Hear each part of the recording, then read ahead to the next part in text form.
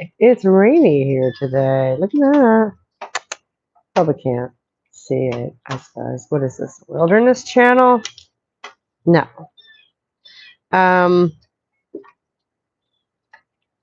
Sorry. Bear with me. I'm still learning to use my new tripod too.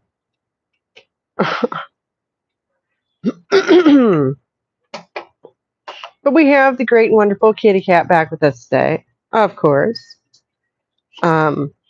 Sorry. There may be some book talk, not book talk, book discussion. I don't know, because she reread it. But what I'm really excited about is the YouTube video I'm working on. That's right. I'm working on a new video. I probably mentioned this last time. That's supposed to go up. It's actually going to be 2 weeks before Halloween. And yeah, this script, and it just goes on and on and on, and that's the end. But so, like, it's literally like 8 pages long, and I took 40 minutes to go through it the other night. So was that last night? That might have been last night. Anyway, yeah, so I'm working for you guys. I'm working hard for you guys. I'm really hoping that this is going to be an entertaining and informative video. I'm really excited about it. So,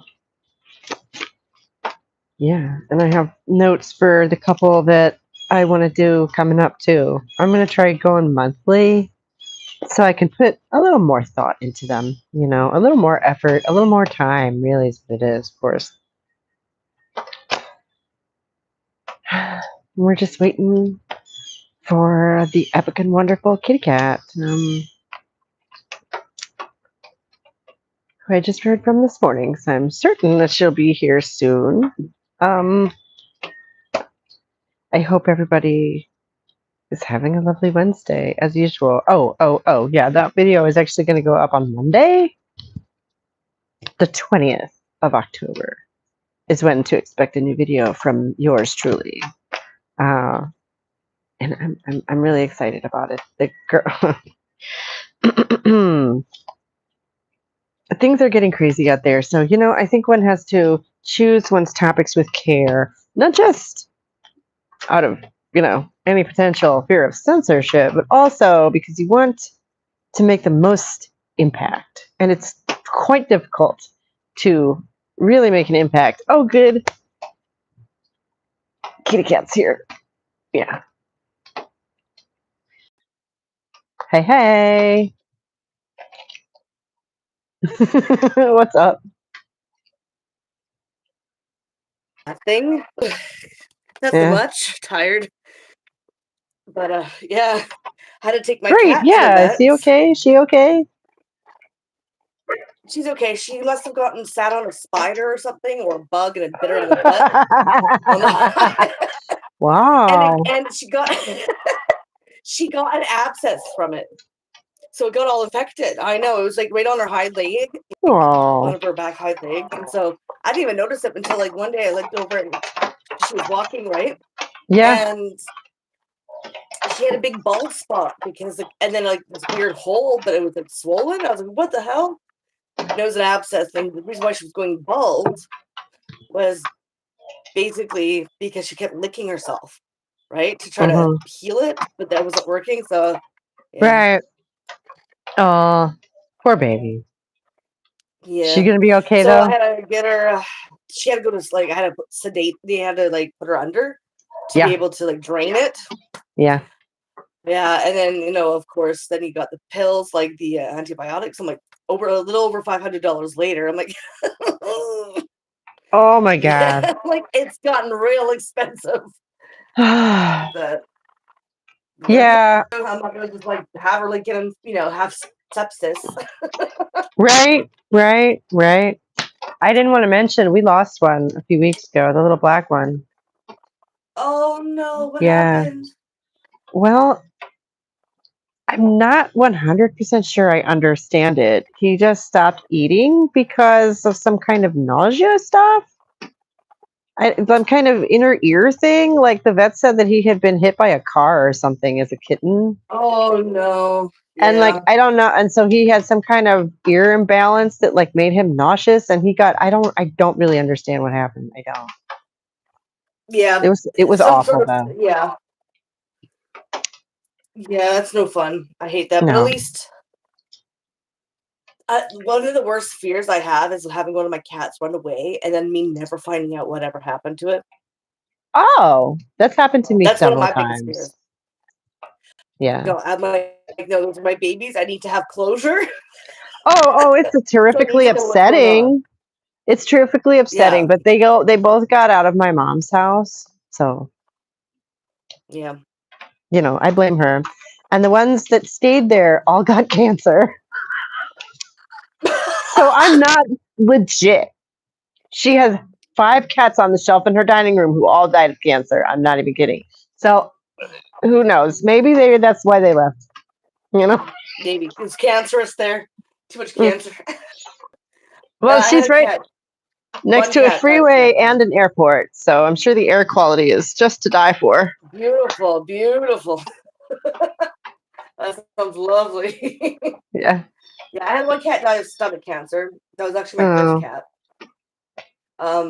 I had a cat that lived to be like 22, 23 years old, wow. which is Yeah, crazy. yeah. Yeah, really old. We've We had a had to put couple her like that. down.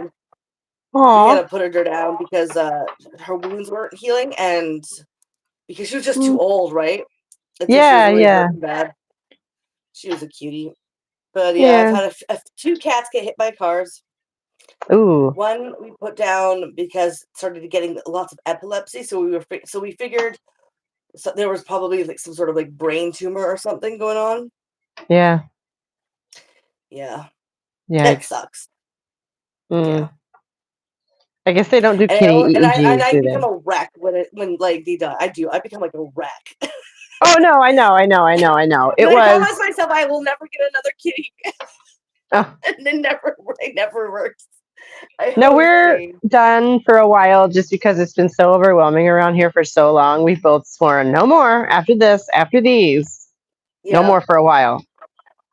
yeah, A while. Neither of a us is like while. actually going to insist that it'll be forever, because we're not quite in such denial like that. But a break would be nice, Yeah. just to have peace and quiet and cleanliness for a little while. Well, also too, you have to factor in the cost because it just costs so much money to take care of them now. Right, right, right. Oh, That's the other reason we're not getting any more right now. And the last one was brought in by the kids. So, oh no. I'm Are you back. there? Am I? Okay. Okay. I'm back. All right. Once again, let's just see. Oh my God. I don't want to embarrass my neighbor, but like I'm sitting here staring at what used to be her beautiful big front bushes. Oh, And I could just cry. Anyway, and the guy who cut them down. And so I went out again. I went offline again because, of course, I did. Just hold yeah, on. and Meth for Kids is saying that we have no sound. Do we have sound What? yet? Can you hear me? I mean, if you can hear me, I can't see why they wouldn't. Why is your name Meth for Kids? I don't know. That's a stupid name. That is really weird. Yeah, it is. But like, for no reason, I was just kind of flipping through my subscriber list last night, and some people have some very interesting YouTube handles.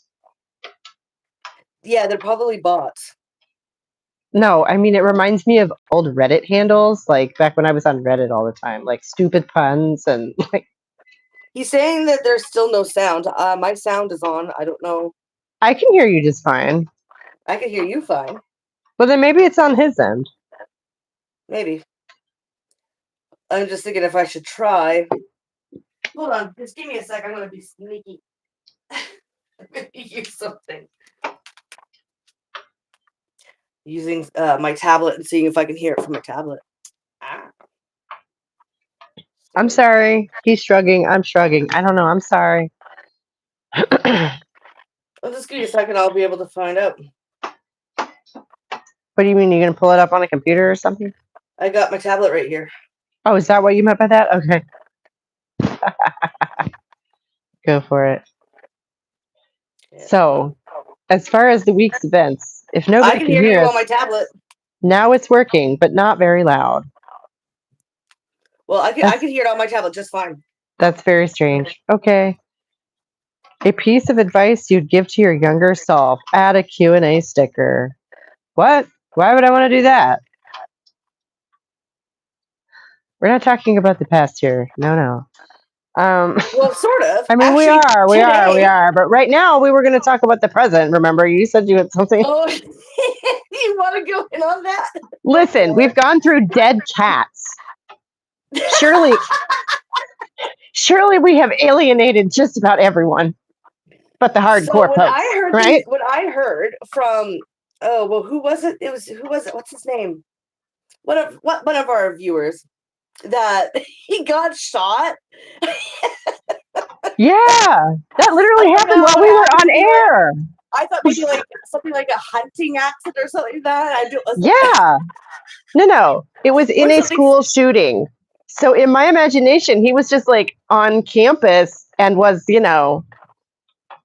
accidentally caught up in some shit that was going down because, school shootings fucking happen, and it's a wonder no one famous has ever been caught up in one. Yeah. Well, That was I figured it was where some my sort of. mind went with I it. wasn't too sure what happened either, and I'm not like her. I don't really follow him or know much about what No, he's doing. So I was like, yeah, no, oh, he like no, shot yeah. himself in the foot or something stupid. Dude, yeah, I think what it was specifically, like somebody came on and said that he was in critical condition, and somebody else said something about a school shooting, and I was like, oh, okay. And my mind put Did those two it? things together as he was like standing there talking to someone when a crazy guy came through the door with a mask on. I don't know. Yeah. Because Yeah, I don't again, remember like you that say, part. I know his organization is not one that I'm a fan of, Oh no. which is Neither am probably I. about all I should say, frankly, because they're being hardcore about it. So they're kind of hardcore about that right now. Yeah, they are. Well, depending. This is the thing. I think a lot of the back and forth between quote unquote right and left, I think a lot of that has been amplified, and a lot of it is bots because you've got a lot of people. Because this is the thing. Have you ever heard of the strategy of tension? Oh, no. I'm aware that like there's literally saw something where there was a bot that was posting the same thing in different accounts on Twitter about, well, I didn't know anything about him, but then I looked into him and I'm registering Republican today. Like, what? Yeah. See, the And it was strategy of tension verbatim. was a tactic used back in the 40s in Mussolini era, right? Yeah. In that, I think it was Mussolini, Italy or Spain or something like that. And what it's about is racketing up tension between both parties on purpose, Yeah. so that you have the preset and the prerequisite to take away rights. The more that it amplifies. So what they Right. would do is they would try to get a strategy of tension. They would cause tension between factions within the populace, so that they had the opportunity to be like, well, we have to take away this, we have to take away that. So it became a strategy of tension, and to wrap it up, to like get people really emotionally invested going after each other, and then they have the excuse, the pretense, to take away certain rights for their own safety. Right. Now, maybe Right? I'm oversimplifying this, but that just sounds like a complex way of describing divide and conquer, right? Yeah, it is a way to divide and conquer, absolutely. Yeah. But that's a particular strategy that they employed, like with propaganda and stuff like that. And it just reminds me so much of what's going on right now, of Mm-hmm. that. Because the amount of bots that I've noticed come out. Yeah. And No, there is a lot of that, but there's also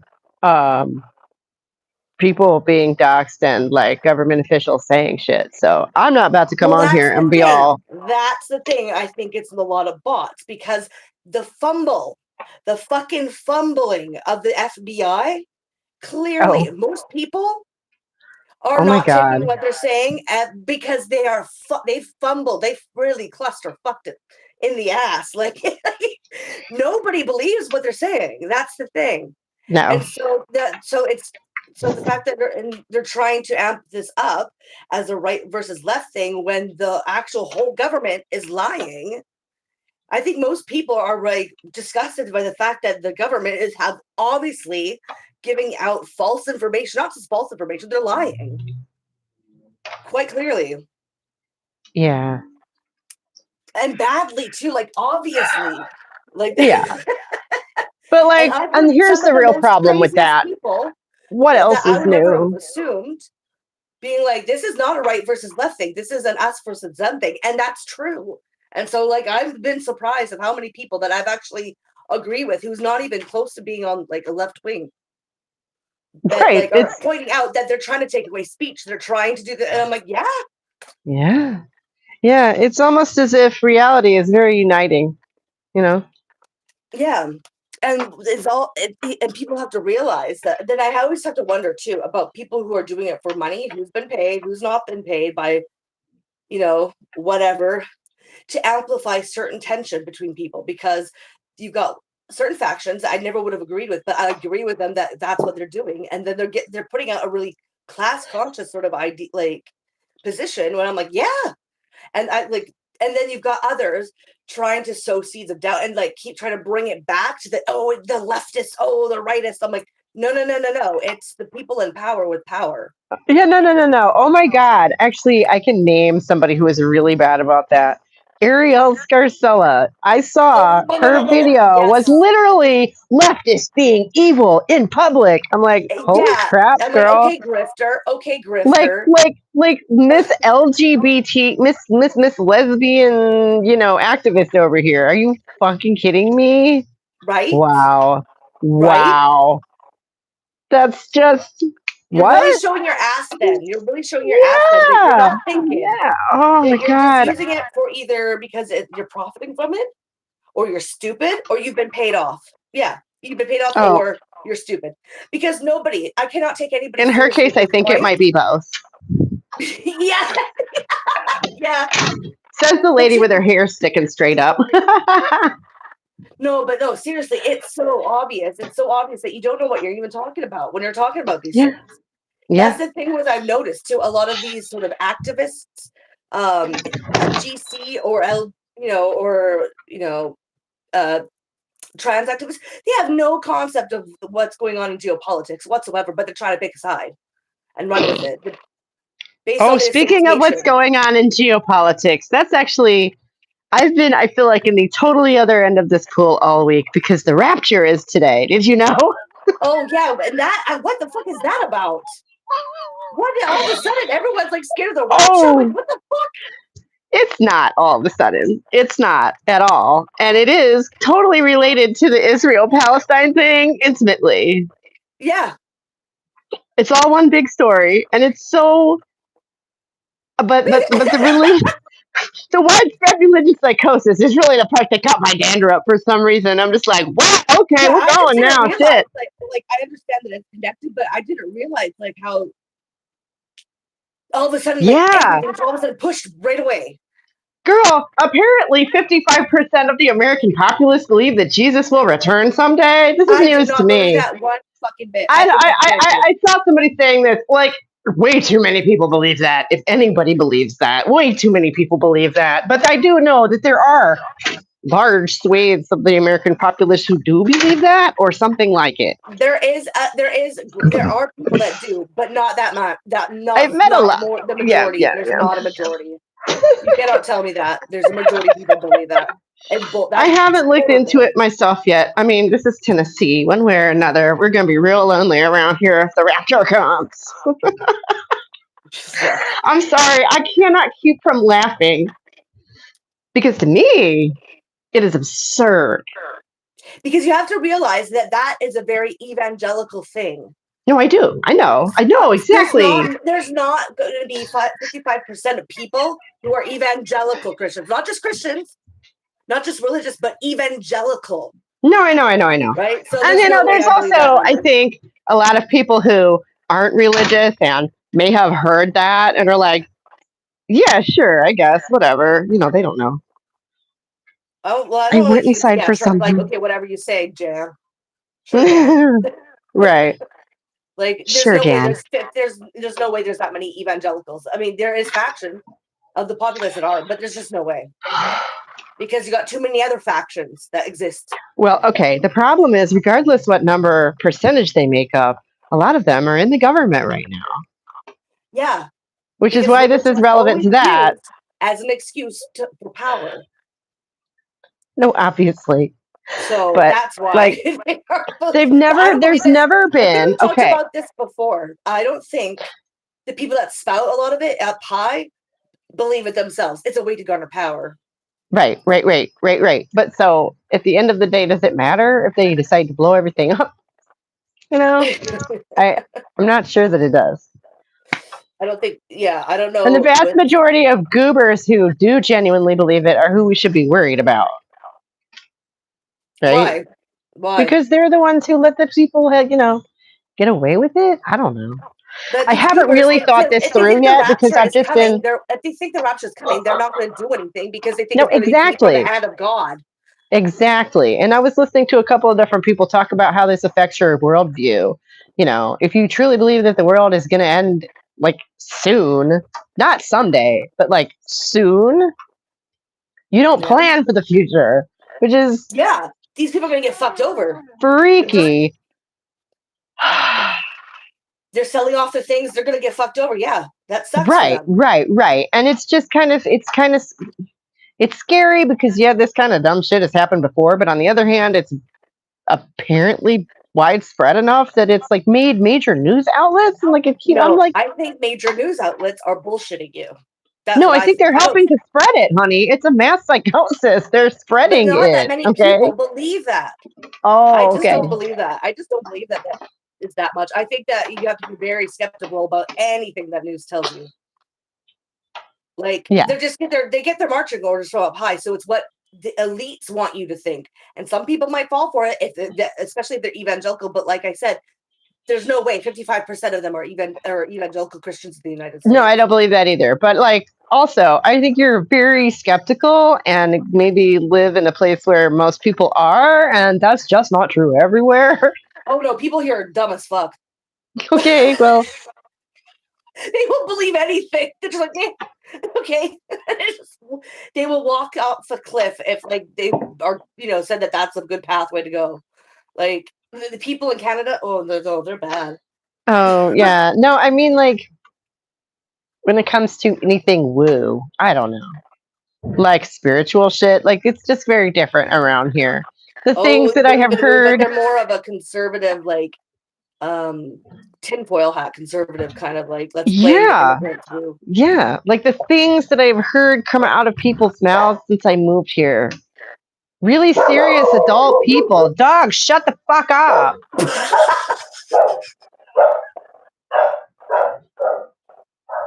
Really serious adult people. I've heard say just some crazy shit. Mm-hmm. People who walk around every day and go to the grocery store and have jobs and stuff like that. Secret maniacs.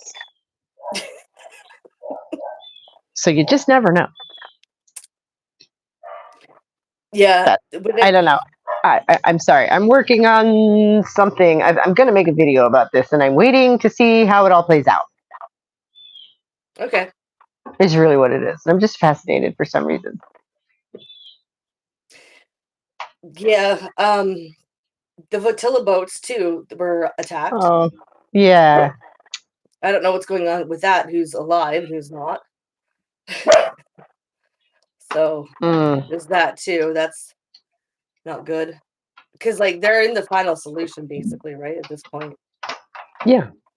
So there's that. But yeah, like, and I called it right away. I'm like, there's no way Israel does not have a hand to play in what's going on when it comes to Charlie Kirk. Oh, yeah.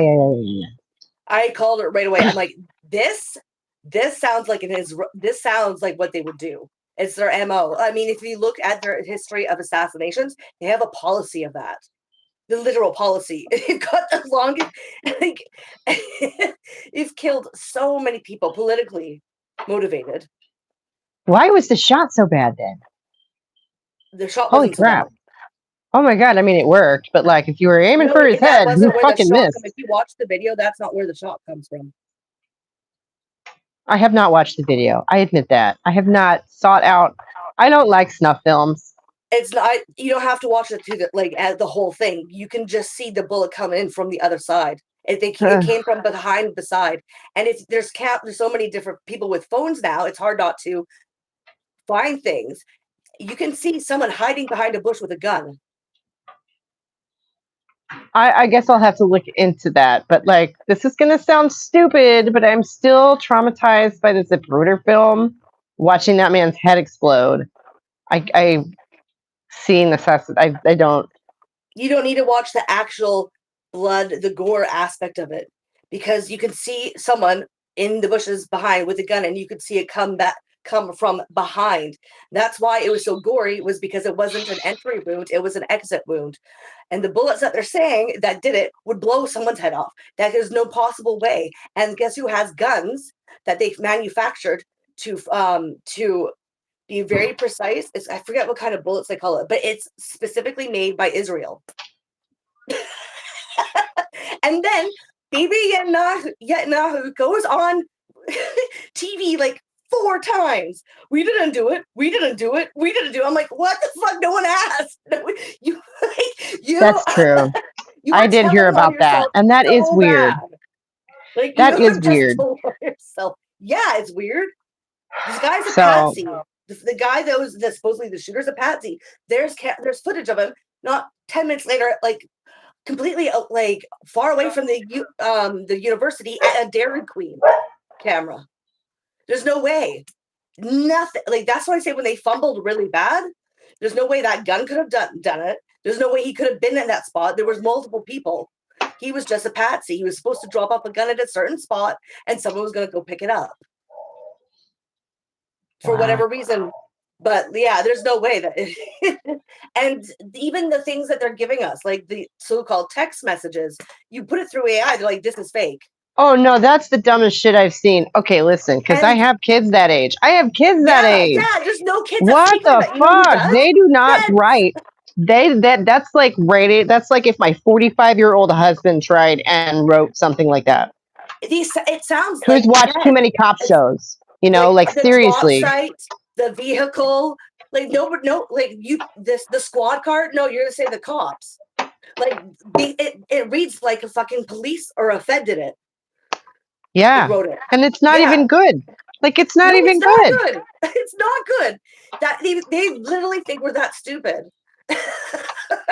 You run Which means that they're that like, stupid. And like, this is written by like this, not, and it'll say this is not written by anyone. This is AI, and like, and even on the face of it, that's evidence that you cannot release to the public before trial, or else it gets thrown out. The case could be dropped. So they knew that it wasn't real. They just wanted to get to the public to try to foment in the public's mind that this was all, case closed. And they just made it worse. So like, what are you doing? Yeah. I'm really glad that Epstein files, and now they're saying that he never trafficked women to anybody.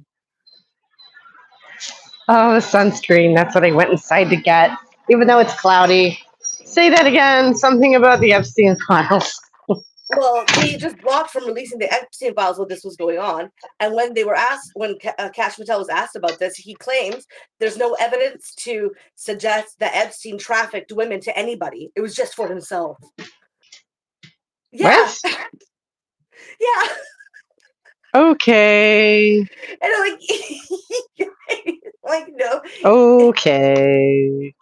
Like, stop. Wow. You're embarrassing yourself. Yeah, wow. You're never gonna work in this town again, sir. Like, wow. Well, he's still working, but no, at the moment. Trump administration. At the moment. Yeah. And like, I don't know. Like,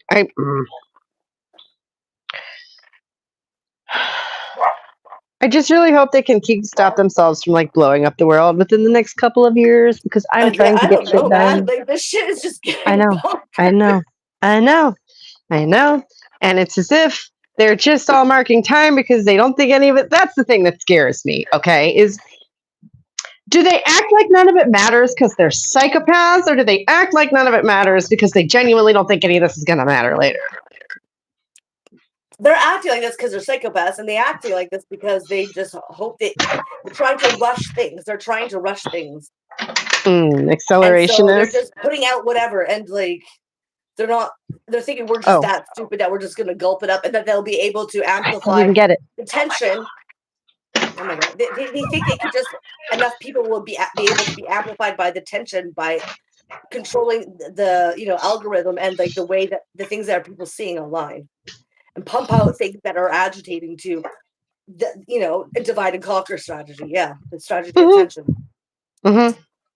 So they're not putting much effort into like making even look like it's fucking.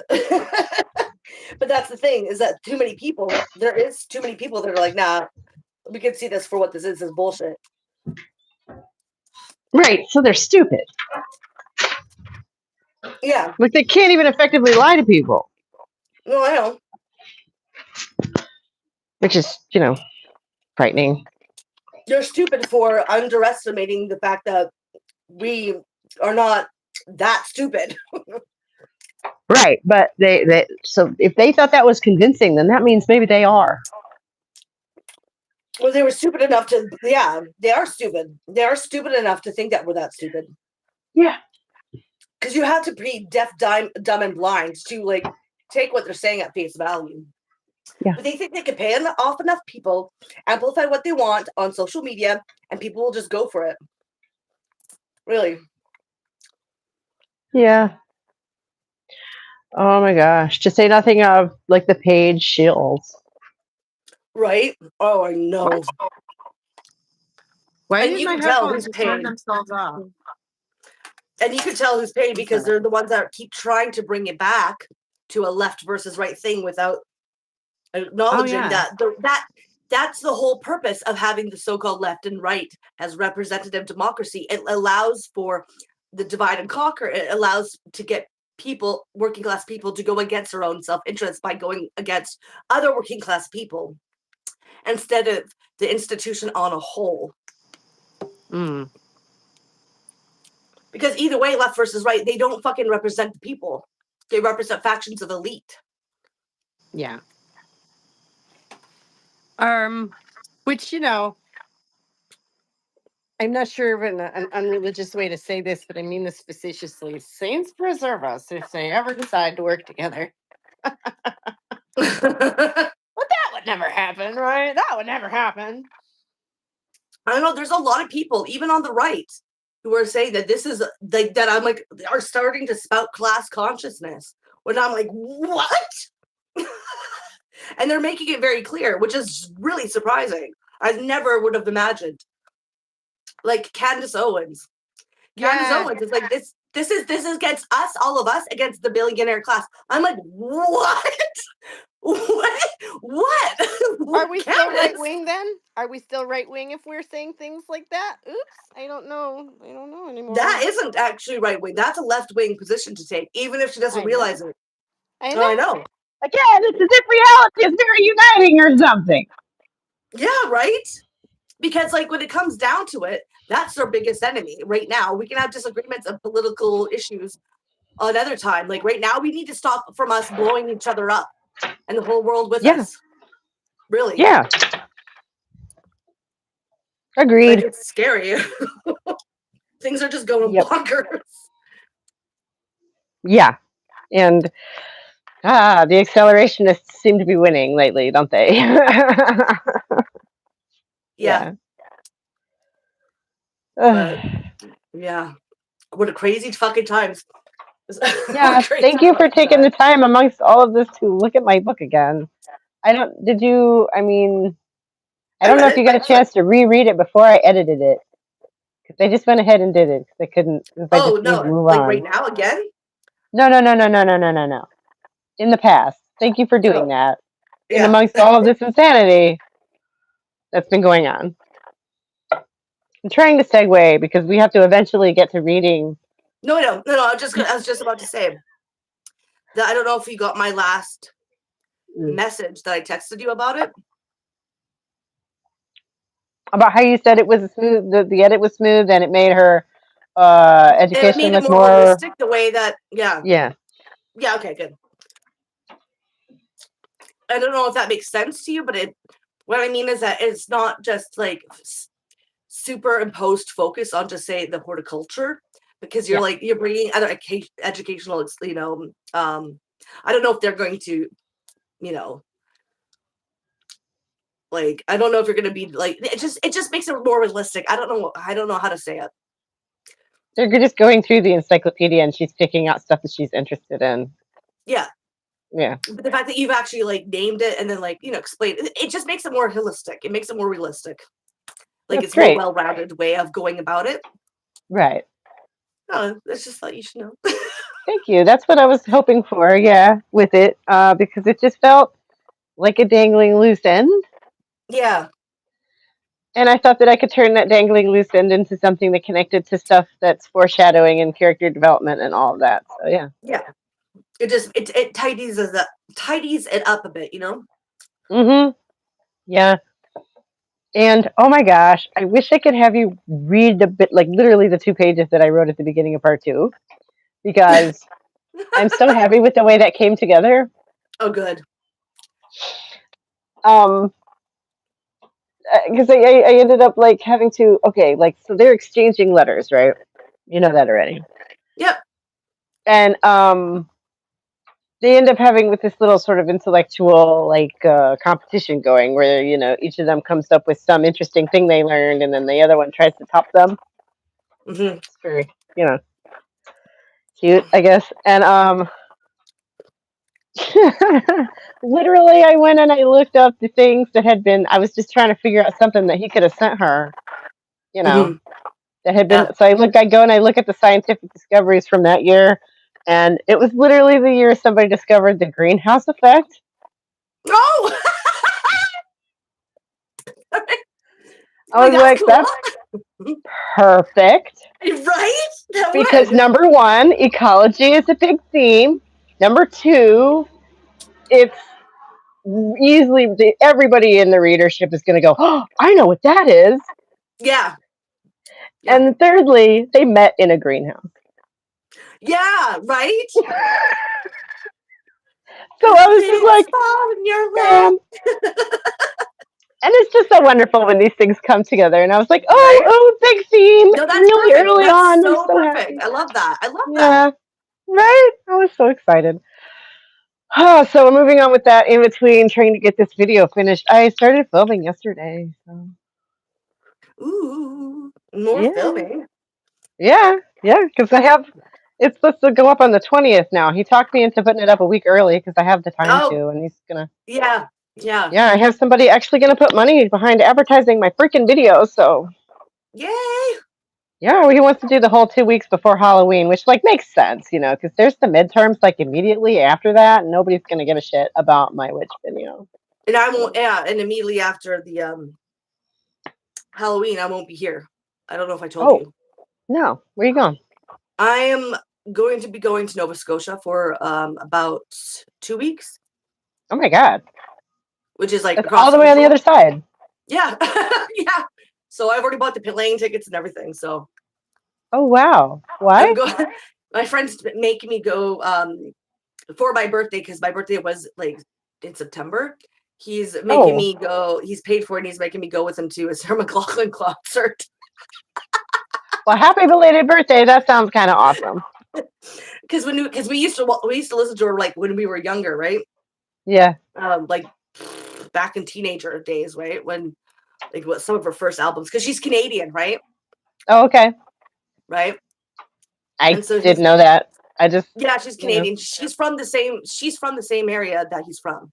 So from the same, not the exact same town, but just like a few towns over. So cool. Yeah. So he's like, oh God, he's like, you're coming, get a plane ticket. I'm buying us front row seats. Oh my gosh, that's awesome. I'm like, okay. That's awesome. Yeah. It was he loves going to concerts, I think. And like sometimes I'll be like but he'll like I like the fact that he has lots of fun there. It's fun to watch because he's the one that took me to Madonna when she came here. And I was like, I ain't Oh, paying for that ticket. She like I'm not that into well, I'm taking you anyway. Here's a free ticket. and he's just fun to go with. That's awesome. Yeah, right. And so yeah, and he had a blast. It was just nice to see that him even having a blast, right? Because he's so So, which flamboyant 2 weeks are you going to be gone? I'm going to mark it on my calendar. The 1st to the 15th, I think it is. Of November? Yeah. Okay. Cat gone. Whoop. Cat gone. There we go. That's nice and easy. Yeah. Mm. Yeah, I'm going right after Halloween, so I'm going to be Yeah. exhausted on the plane and stuff because I'm taking my kid trick or treating. I don't care. So Oh, yeah. yeah, and but I have I live on an island, so I have to make the plane ride. The plane, but that's not on the island. So I Oh, have I to take a see. ferry and get to the Yeah. airport. And so Right. I don't know what I'm going to do about that. I'm going to have to go the day before, but it'll have to be after Halloween trick or treating. I don't care if it's Right. night because I love Halloween. It's my favorite. I'm taking him out, and I'm getting lots of candy. Yeah, I'm not sure. Our neighborhood really doesn't do. We're probably going to end up having to go to a different neighborhood just to find anybody who is actually handing anything out. Last year, there were like 3 houses handing out anything in our entire neighborhood. It was so sad. Wow. Well, I guess it Yeah. depends on how big your neighborhood is, I guess. No, I mean, this is a pretty average size suburban like neighborhood. Like, this is like a neighborhood I grew up like in. It's, That's weird then. It's yeah. weird. I've heard that from other people too, that trick or treat is just not the same. No one does it. But like where I'm from, people go out all the time. All the houses are all done up like to the nines. Good. Good. Now, I I remember know. being a kid having to wait on the sidewalk for the line of kids in front of me to get out of the way so I could go to the next like, Yeah. Like it's there pretty would be busy here. clusters of kids along the sidewalk, and you would kind of get to recognize their faces as you went along. Like, Yeah, no, that's how it is here. I mean, the COVID didn't even stop us. We still went.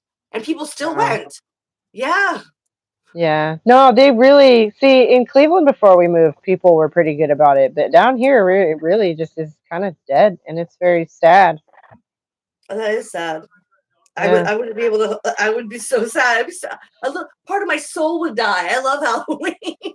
It's so much fun. It just reminds me of my childhood trick or treating. Like who here wouldn't love to just play dress up, go to Go run go around to in the different dark. Yeah. houses where they have like haunted houses to like all these like things going on and get free candy and Yeah. stay No, up I late. know. Like that's I like the know. best thing ever. I All think mingled into so one. many of us our age have all these great memories, and I don't understand why none of us do the damn thing. Yeah, They do I don't trunk or know. treats around here. Do you know what that is? I'll tell you, and you're gonna cry. Oh no, what is it? Oh, they just park around the perimeter of a parking lot, and you go from car to car. No. That's not okay. That's not cool. No, it's That's not, no. Okay, where I live, but it there's is the not a thing really that they good do. sidewalk, and there's a pretty big steep driveway, right? So we don't get many Hmm. kids, but only on my street because of the safety issue and the hazard and the the fact that you have to go like all the way down and all the way back up. I Yeah, still deck my house out, and I still will get one or two children. nice. But Yeah, no, it's just that's great. I'm glad to know that it's still alive and kicking somewhere. Maybe it'll spread. yeah, well, maybe we're not the only place either. It just could be depending on where you live. I don't know. Yeah. Just give me 1 second. I just gotta grab something. Hold on. Okay. No, and I don't really understand why it's like that around here. I mean, I wonder, listening to this girl Ashley, and maybe that's why I overestimate the amount of spiritual psychosis going on, because they've been spending too much time editing this response that I'm going to do. This girl Ashley and her just Yeah. absolutely off the chain claims about witchcraft. Did she write a book? Not that I know Because of. there's this manosphere guy whose wife wrote a witchcraft book, witchcraft linking into feminist occult feminist or Oh, something. oh, oh! I think I did a video on her last year. That's what got Amanda's attention.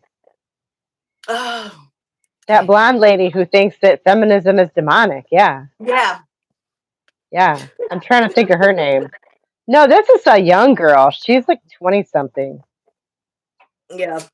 and been going around for at least the last year. I just the other day found one from this month, Oh, yeah. making appearances on podcasts, talking about how she was working for the devil, and I'm just like, Yeah. Really, we're trying to push that fucking narrative. oh, No it's so evidence. bad. It's so bad because she's obviously lying, like so badly, but she's talking to people who don't know a damn thing about the occult.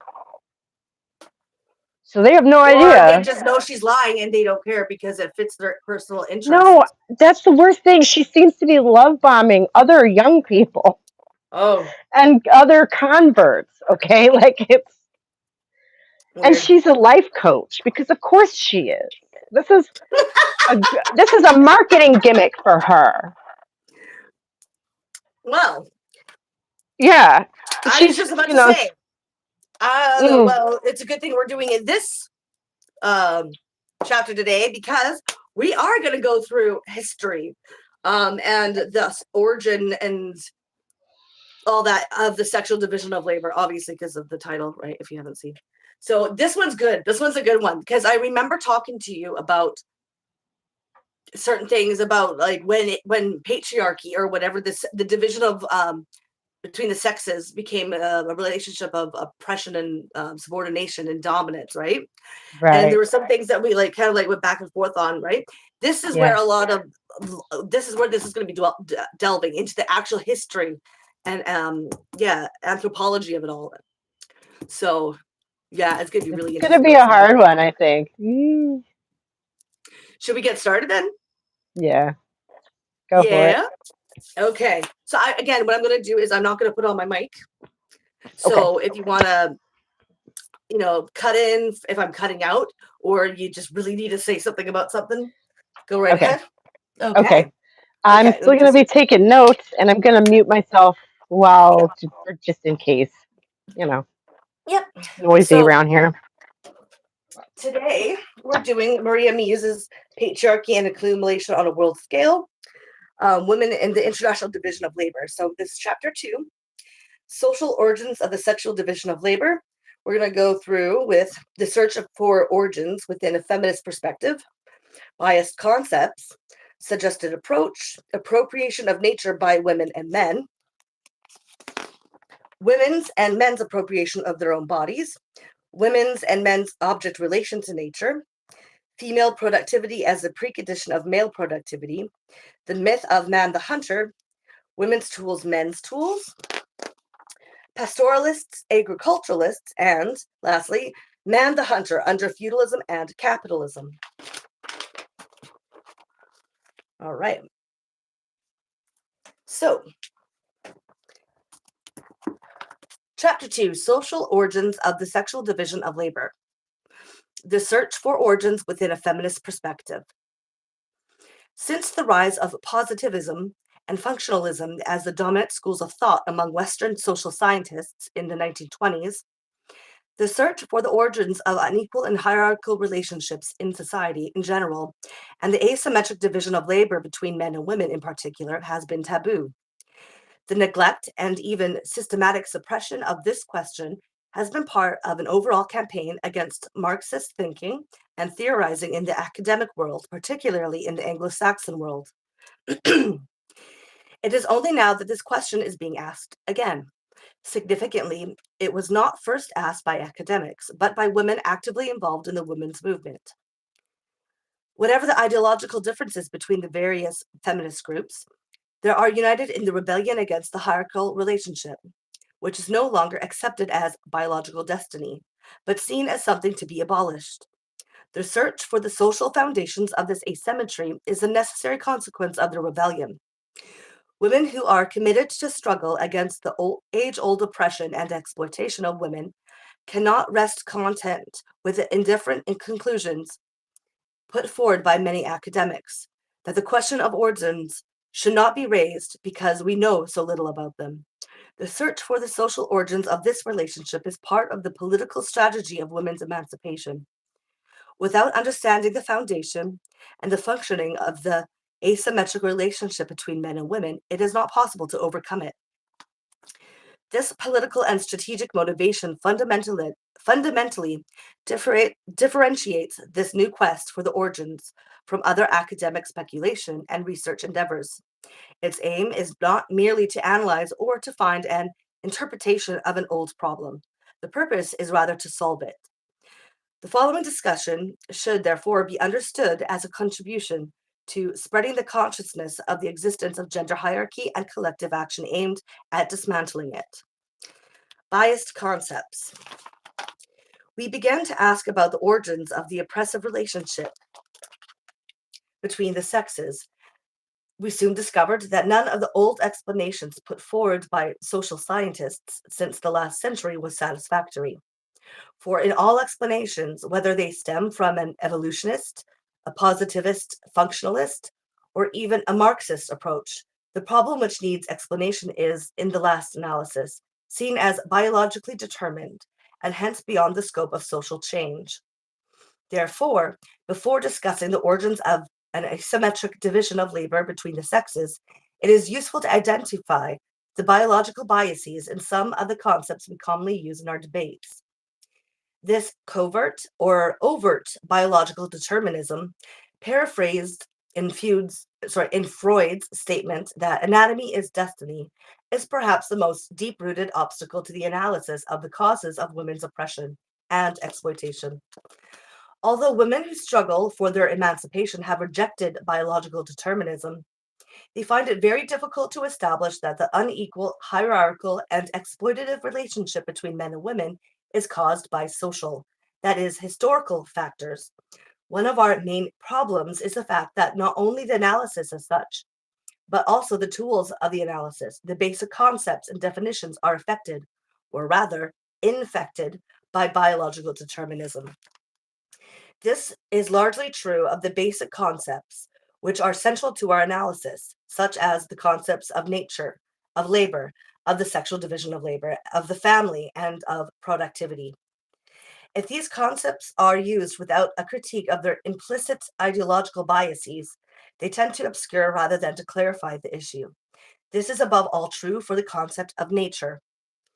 Too often, this concept has been used to explain social inequalities or exploitative relations as inborn, and hence beyond the scope of social change. Women should be particularly suspicious when this term is used to explain their status in society. Their share in the production and reproduction of life is usually defined as a function of their biology or quote unquote nature. Thus, women's household and childcare work are seen as an extension of their physiology, of the fact that they give birth to children, of the fact that nature has provided them with a uterus.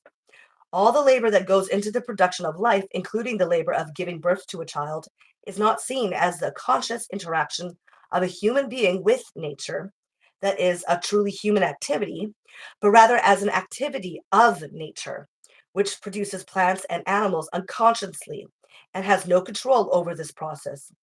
This definition of women's interaction with nature, including her own nature as an act of nature, has had and still has far-reaching consequences. What is mystified by a biologically infected concept of nature is a relationship of dominance and exploitation. Dominance of the male human being over female nature. This dominance relationship is also implicit in the other concepts mentioned previously when applied to women. Take the concept of labor. Due to the biologistic definition of women's interaction with her nature, her work, both in giving birth and raising children, as well as the rest of domestic work, does not appear as work or labor. The concept of labor is usually reserved for men's productive work under capitalist conditions, which means work for the production of surplus value. Though women also perform such surplus value generating labor, under capitalism, the concept of labor is generally used with a male or patriarchal bias, because under capitalism, women are typically defined as housewives. That means as non-workers. The instruments of this labor, or the bodily means of production implicitly referred to in this concept, are the hands and the head, but never the womb or the breasts of a woman. Thus, not only are men and women differently defined in their interaction with nature, but the human body itself is divided into truly human parts, human being the head and hand, and natural or purely animalistic parts, the genitalia, womb, etc. This division cannot be attributed to some universal sexism of men as such, but is a consequence of the capitalist mode of production, which is only interested in those parts of the human body which can be directly used as instruments of labor, or which can be an extension of the machine. The same hidden asymmetry and biologistic bias, which we could observe in the concept of labor, also prevails in the concept of sexual division of labor itself. Though overtly, this concept seems to suggest that men and women simply divide different tasks between themselves, it hides the fact that men's tasks are usually considered as truly human ones, that is, conscious, rational, planned, productive, etc., whereas women's tasks are again seen as basically determined by their nature. The sexual division of labor, according to this definition, could be paraphrased as one between human labor and natural activity. What is more, however, this concept also obscures the fact that the relationship between male, which is human, and female, which is neighbor, laborers, or workers, is a relationship of dominance and even of exploitation. The term exploitation is used here in the sense that a more or less permanent separation and hierarchalization has taken place between producers and consumers, and that the latter can appropriate products and services of the former without themselves producing. The original situation in an egalitarian community, that is, one in which those who produce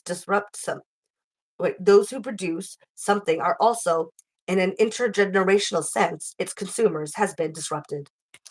Exploitative social relations exist when non-producers are able to appropriate and consume or invest products and services of actual producers. This concept of exploitation can be used to characterize the man-woman relationship over large periods of history, including our own. Yet, when we try to analyze the social origins of this division of labor, we have to make clear that we mean this asymmetric, hierarchical, and exploitative relationship, and not a simple division of tasks between equal partners. The same obfuscation biologistic logic prevails with regard to the concept of family. Not only is this concept used and universalized in a rather Eurocentric and ahistoric way, presenting the nuclear family as the basic and timeless structure of all institutionalization of men-women relations, it also hides the fact that the structure of this institution is a hierarchical, unegalitarian one. Phrases like partnership or democracy within the family only serve to veil the true nature of this institution. Concepts like the biological or natural family are linked to this particular ahistoric concept of the family, which is based on the compulsory combination of heterosexual intercourse and the procreation of consanguine children. This brief discussion of the biologistic biases inherent in some of the important concepts has made clear that it is necessary systematically to expose the ideological function of these biases, which is to obscure and mystify asymmetric and exploitative social relations, particularly those between men and women. This means, with regard to the problem before us, namely the analysis of the social origins of the sexual division of labor, that we are not asking, when did a division of labor between men and women arise? Our question is rather, what are the reasons why this division of labor became a relationship of dominance and exploitation, an asymmetric hierarchical relationship? This question still looms large in all discussion on women's liberation. Then we go to suggested approach.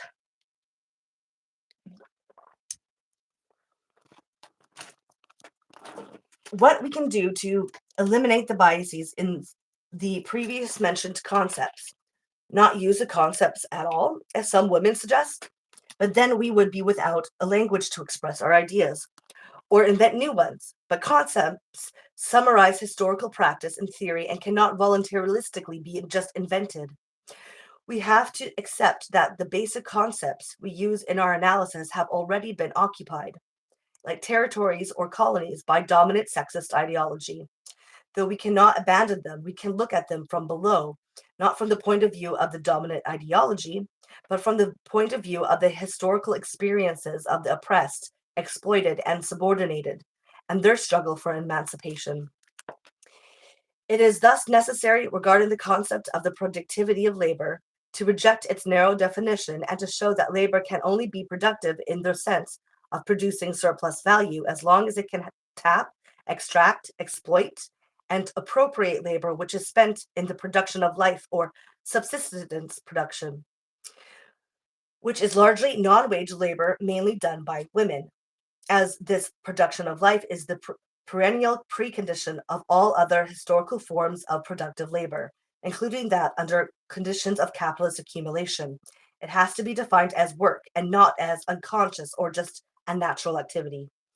In what follows, I will call the labor that goes into the production of life productive labor in the broad sense of producing use values for the satisfaction of human needs. The separation from and the superimposition of surplus producing labor over life producing labor is an abstraction which leads to the fact that women and their work are being defined into nature. In his discussion of the labor process in Capital, Volume 1, Marx first uses a broad definition of productive labor, which, by a change of natural matter, produces a product for human use, that is, for the satisfaction of human needs. But in the footnote, he already warns that this definition, correct for the simple labor process, is not at all adequate for the capitalist production process, where the concept of productive labor is narrowed down to mean only the production of surplus value. Quote, only that laborer is productive who produces surplus for the realization of capital. Unquote. Marx uses here the narrow concept of productivity of labor, which was developed by Adam Smith and other political economists. He still criticizes this concept in the sense that he states that to be a productive laborer under capitalism, quote, to be a productive laborer under capitalism is not good luck, but bad luck. End quote. Because the worker becomes a direct instrument of valuation of capital. But by focusing only on this capitalist concept of productive labor and by universalizing it to the virtual eclipse of the more general and fundamental concept of productive labor, which could include women's production of life, Marx himself has theoretically contributed to the removal of all non-productive labor, that is, non-wage labor, including most of all women's labor, from public visibility. The concept of productive labor, used henceforth both by bourgeois as well as by Marxist theoreticians, has retained this capitalist connotation, and the critique which Marx had still attached to it is long I forgotten. knew it. What? I knew it. I've never been able to articulate that like that, but that's why I have not been able to get into any of that stuff, Marxism and whatever. Well, you really should, because you can I see, know. because that way you can critique him and you can see where he went wrong, because that's, I think, really important. Mm-hmm. Right? No, it is, and other people are just so much better at articulating it than me, and that right there, Yeah. I could fully endorse that last bit right there. It was very powerful for me. Just wait, it gets better. Yeah. Where was it? Okay. I would consider this narrow capitalist concept of productive labor the most formidable hurdle in our struggle to come to an understanding of women's labor both under capitalism and actually existing socialism. It is my thesis that this general production of life, or subsistence production, mainly performed through the non-wage labor of women and other non-wage laborers as slaves, contract workers, and peasants in the colonies, constitutes the perennial basis upon which capitalist productive labor can be built up and exploited. Without the ongoing subsistence production of non-wage laborers, mainly women, wage labor would not be productive. In contrast to Marx, I consider the capitalist production process as one which comprises both the super-exploitation of non-wage laborers, which are women, colonies, peasants, upon which wage labor exploitation then becomes possible. I define their exploitation as super-exploitation because it is not based on the appropriation by the capitalists of the time and labor over and above the necessary labor time, the surplus labor, but of the time and labor necessary for people's own survival or subsistence production. It is not compensated for by the wage, the size of which is calculated on the necessary reproduction costs of the laborer, but is mainly determined by force or coercive institutions.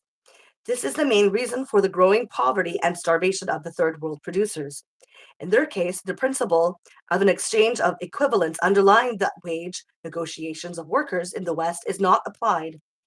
The search for the origins of the hierarchical sexual division of labor should not be limited to the search for the moment in history or prehistory when the world historic defeat of the female sex took place.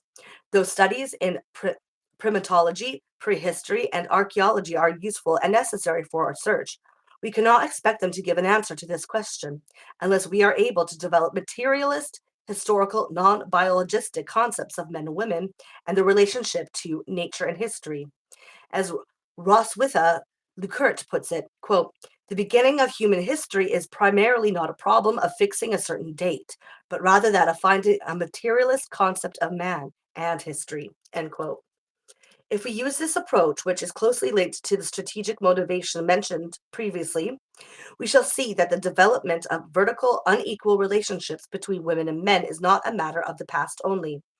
We can learn a lot about the actual formation of sex hierarchies if we look at history in the making. That is, if we study what is happening to women under the impact of capitalism, both at its centers and at its periphery, where poor peasants and tribal societies are now being integrated into a so-called new national and international division of labor under the dictates of capital accumulation. Both in the capitalist metropoles and in the peripheries, a distinct sexist policy was and is used to subsume whole societies and classes under capitalist production relations. This strategy usually appears in the guise of progressive or liberal family laws, for example, the prohibition of polygamy, of family planning and development policies, the demand to integrate women into development, first voiced at the International Women's Conference in Mexico in 1975, is largely used in third world countries to recruit women as the cheapest, most docile, and manipulable labor force for capitalist production processes, both in agribusiness and industry, as well as in the unorganized sector. This also means that we should no longer look at the sexual division of labor as a problem related to the family only, but rather as a structural problem of a whole society. The hierarchical division of labor between men and women and its dynamics form an integral part of the dominant production relations, that is, the class relations of a particular epoch in society and of the broader national and international division of labor. So now we're on to the appropriation of nature by women and men. To search for a materialist concept of men, women, and history, however, means to search for the human nature of men and women. But human nature is not a given fact. It evolved in history and cannot be reduced to its biological aspects, but the physiological dimension of this nature is always linked to its social dimension. Therefore, human nature cannot be understood if we separate its physiology from its history. Women's human nature does not evolve out of biology in a linear, mono-causal process, but is the result of a history of men's interaction with nature and with each other. Human beings do not simply live, animals live. Human beings produce their lives. This production takes place in a historical process.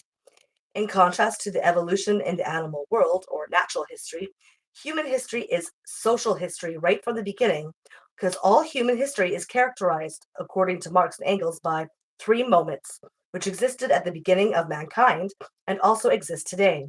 1. People must live. In order to be able to make history, they must produce the means to satisfy their needs, food, clothing, a shelter, etc. 2. The satisfaction of needs leads to new needs. They develop new instruments to satisfy their needs. 3. Men who reproduce their daily life must make other men, must procreate. The relation between men and women, parents and children, the family.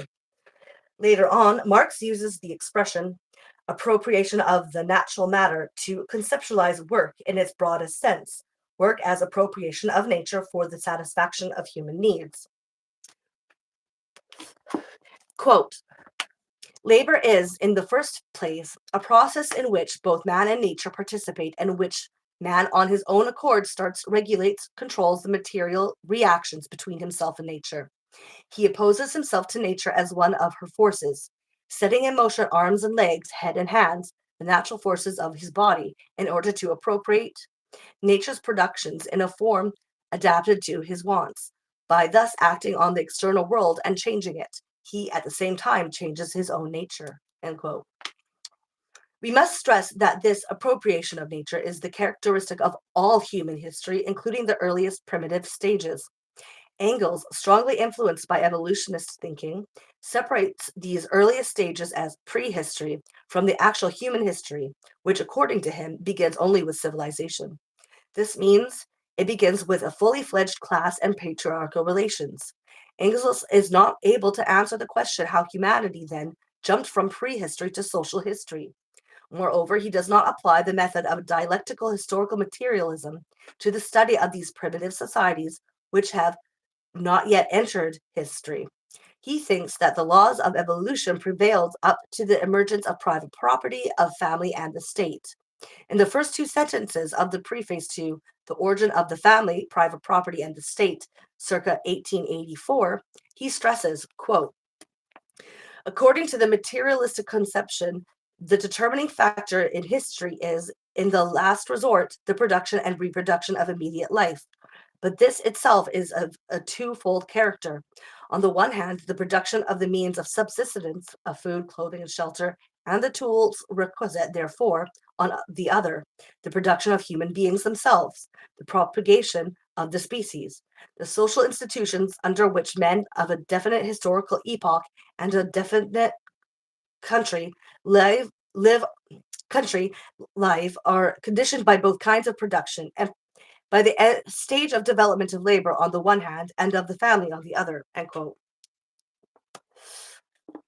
Whereas Enki Wolfgolf observes, every materialist feminist would happily agree that a materialist analysis must deal with the two kinds of production. Engels himself gives up this materialist conception immediately when he deals with production of human beings, which according to him is determined by the development of the family, whereas the production of means of subsistence is determined by the development of labor. This distinction is not accidental because throughout the book, Engels follows this line of thinking. As long as he describes the development from genes to tribe to the family, Engels does not apply an economic analysis but an evolutionary one, which, for example, explains the introduction of the incest taboo and of monogamy by natural desire of women for monogamous relations. Only when it comes to private property and the monogamous patriarchal family does Engels bring in economic and historical materialist explanations. Quote, with the patriarchal family, we enter the field of written history, end quote. The monogamous patriarchal family was the first form of the family based not on natural but on economic conditions, namely on the victory of private property over original naturally developed common ownership, end quote. This distinction between natural, that is, ahistorical, processes related to the production of human beings or procreation, and historical processes related to the development of the means of production and labor is essentially responsible for the fact that, within Marxist theory, a historical materialist conception of women and their labor is not possible. The idealistic or naturalistic biologistic concept of women's labor in the production of human beings as natural is already clearly spelt out in the early analysis of Marx and Engels in their German ideology.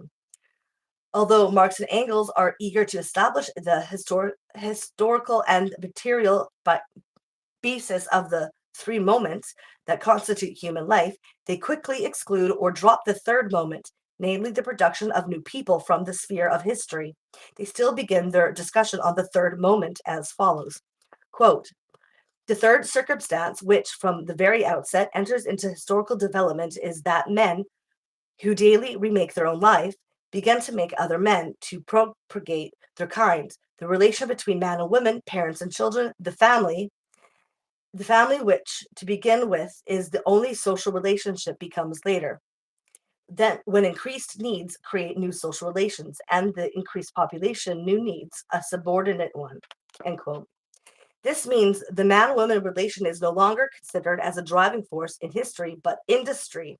They continue. The production of life, both of one's own in labor and of fresh life in procreation, now appears as a double relationship. On the one hand, as a natural, on the other, as a social relationship. But by social, we understand the cooperation of several individuals, no matter under what conditions, in what matter, and to what end. End quote. A feminist would now expect that in the following analysis, Marx and Engels would continue to include the relationship between women and men in the production of new life in the category of social relationship. But this aspect is immediately forgotten when they continue. Quote, it follows from this that a certain mode of production or industrial stage is always combined with a certain mode of cooperation or social stage, and this mode of cooperation itself a productive force. Further, that the multitude of productive forces accessible to men determines the nature of society, that the history of humanity must always be studied and treated in relation to the history of industry and exchange. End quote. That they conceive of the production of new life as a natural and not a historical fact becomes even clearer when they talk of the development of the division of labor.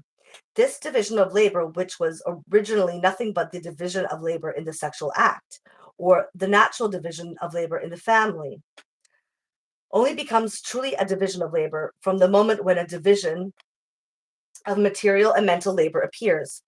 Before that stage, even activity is mere animal activity or sheep-like or tribal consciousness.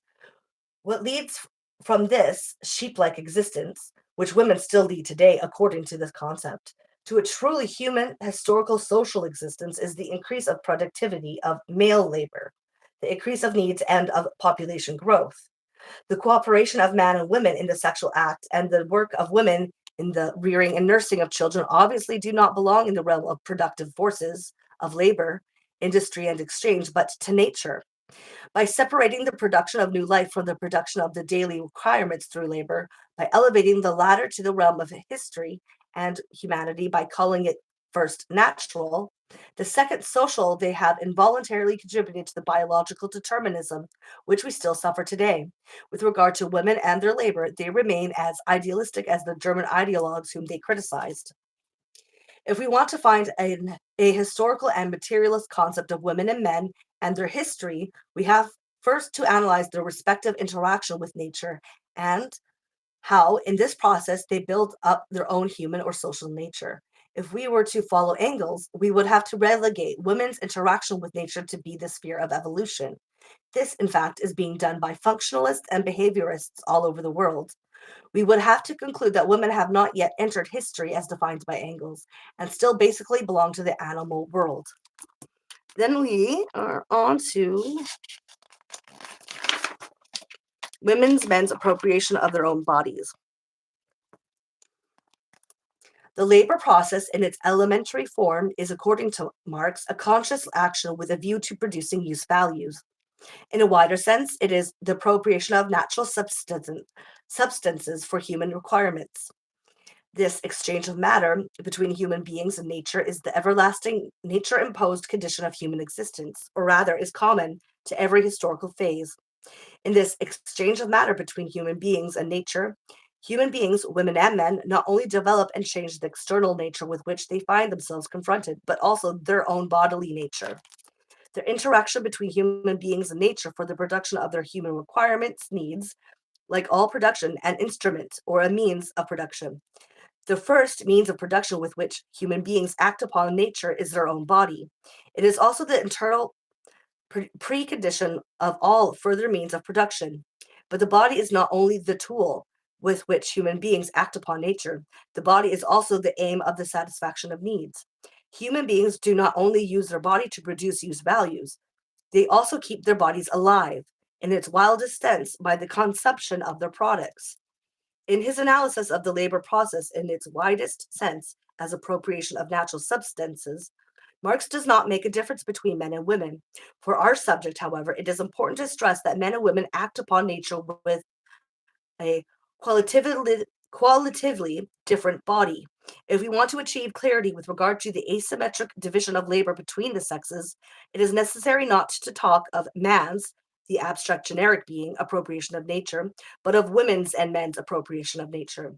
This position is based on the assumption that there is a difference in the way women and men appropriate nature. This difference is usually obscured because humanness is identified with the maleness. Maleness and femaleness are not just biological givens, but rather the result of a long historical process. In each historic epoch, maleness and femaleness are differently defined. This definition depends on the principal mode of production and modes of production in these epochs. This means the organic differences between men and women are of natural matter for the satisfaction of human needs. Therefore, throughout history, men and women have developed a qualitatively different relationship to their own bodies. Thus, in materialistic societies, femaleness was interpreted as the social paradigm of all productivity, as the main active principle in the production of life. All women were defined as mothers, but mothers meant something other than that it does today. Under capitalist conditions, all women are socially defined as housewives, all men as breadwinners, and motherhood has become part and parcel of this housewife syndrome. The distinction between the earlier matristic definition of femaleness and the modern one is that the modern definition has been emptied of all active, creative, subjective, productive, that is, human qualities. The historically developed qualitative difference in the appropriation of male and female bodily nature has also led to two qualitatively different forms of appropriation of external nature, that is, to qualitatively distinct forms of relations to the objects of appropriation, the objects of sensuous bodily activity. Women's and men's object relation to nature. Do you mind if I go to the bathroom, take a bathroom break? Okay, cool.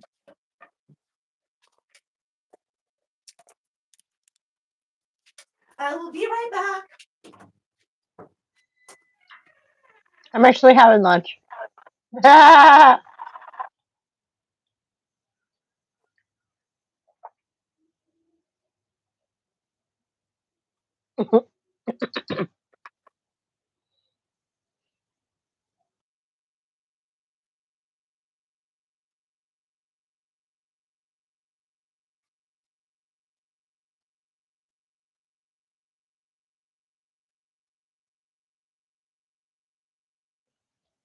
But it is a very riveting piece, you know.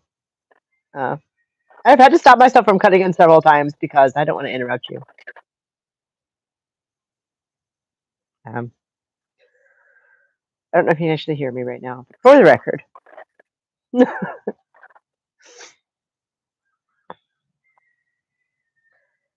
I'm enjoying this, but I figure we're gonna bound to be interrupted because the whole house is actually empty, and that is so rare.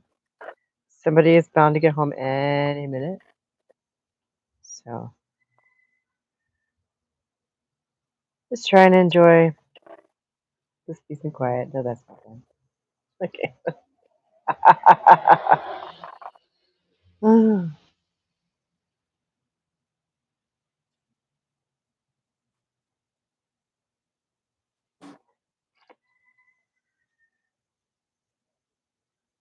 And yeah, this chapter is going to take me some time to digest it.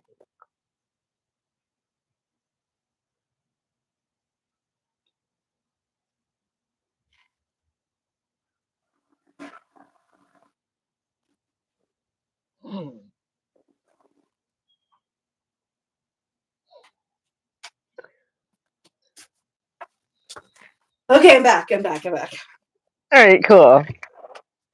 Okay. I'm not being very entertaining because, like, I'm actually in the middle of eating. I was just so, engaged. Sorry, I just couldn't wait any longer. I'm like, I have to go. Okay. Take care of yourself. Take care of yourself. All right, moving on. Okay. Women's and men's object relation to nature. First, we must stress the difference between animal and human object relation.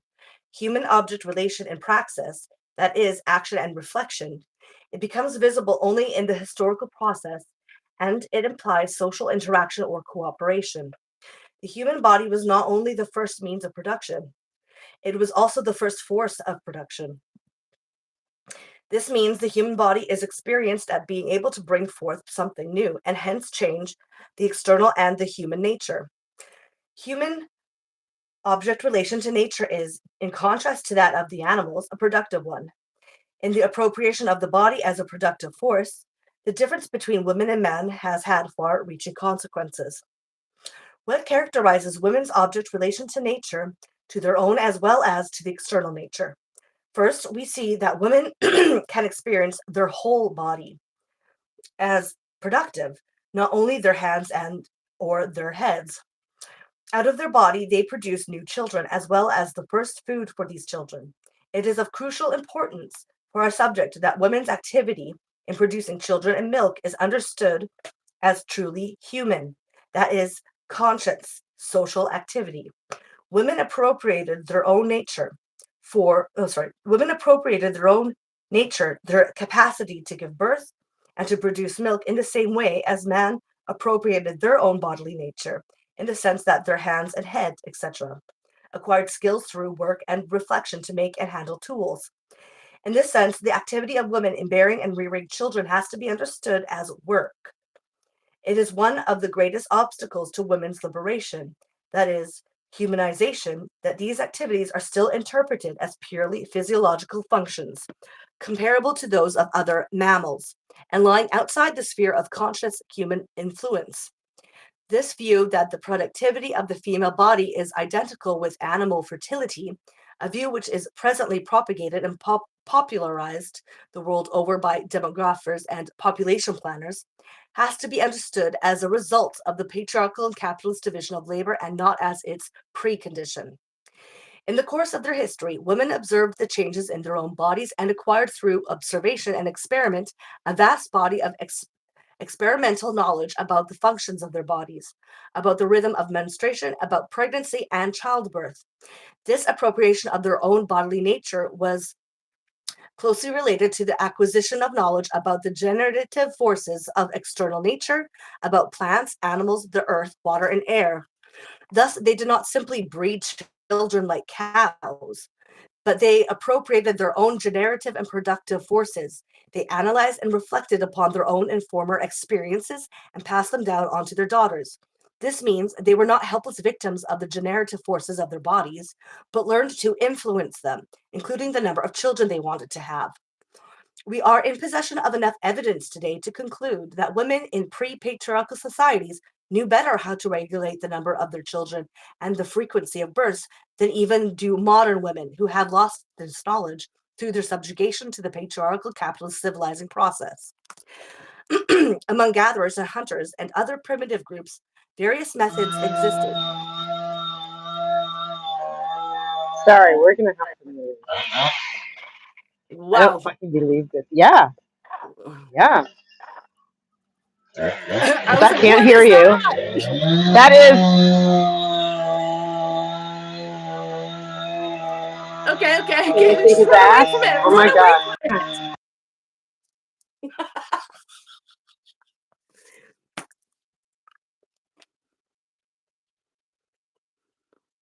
Let me know when you're ready.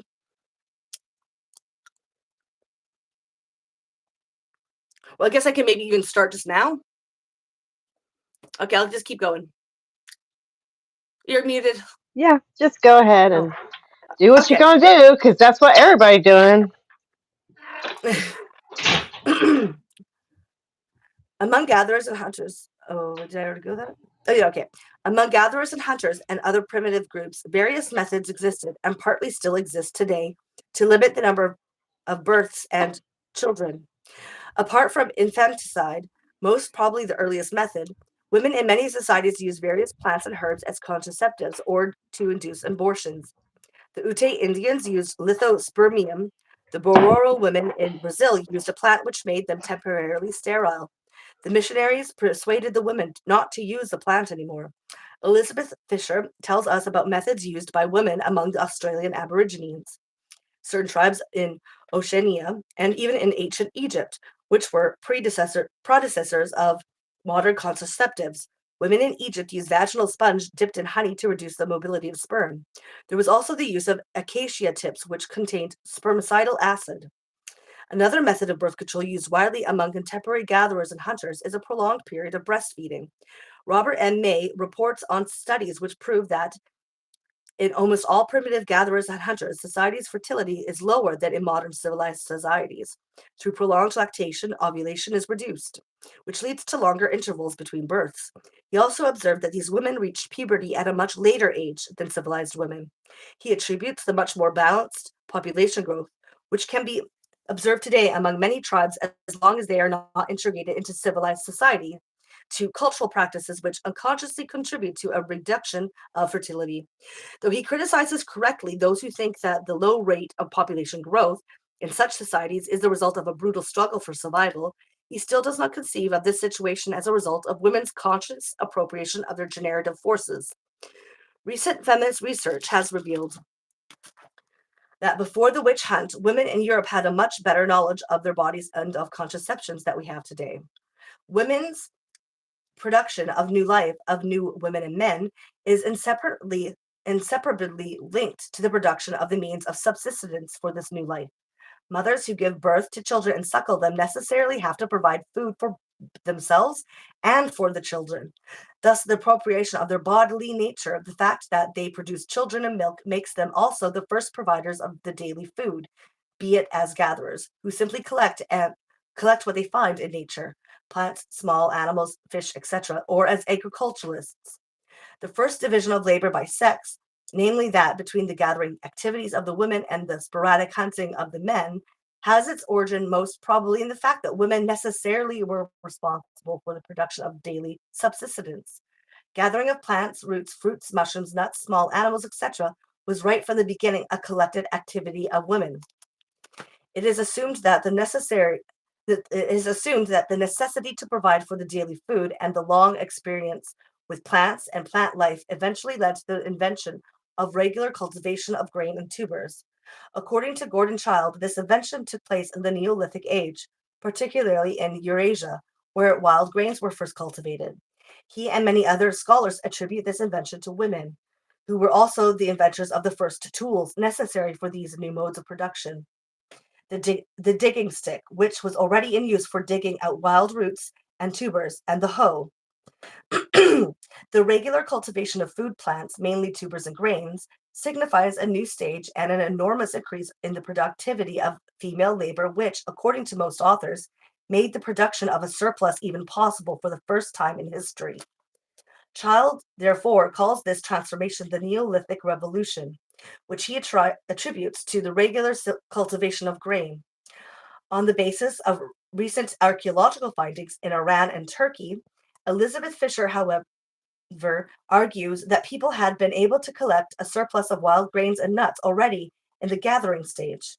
The technological precondition for the collection of a surplus was the invention of containers, baskets of leaves, and plant fibers and jars. It seems plausible that the technology of preservation preceded the new agricultural technology and was equally necessary for the production of a surplus. The difference between the two modes of production is, therefore, not so much the existence of a surplus, but rather that women developed the first truly productive relationship to nature.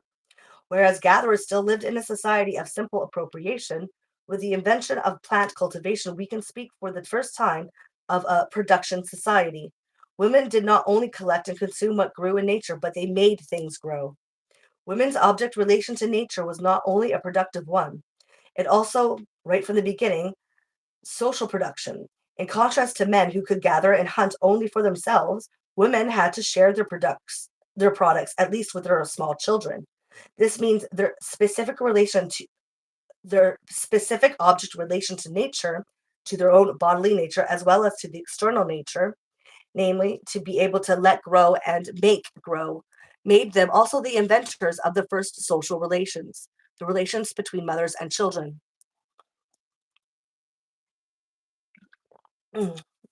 Many authors have come to the conclusion that mother-children groups were the first social units. They were not only units of consumption, but also units of production. Mothers and children worked together as gatherers in early cultivation.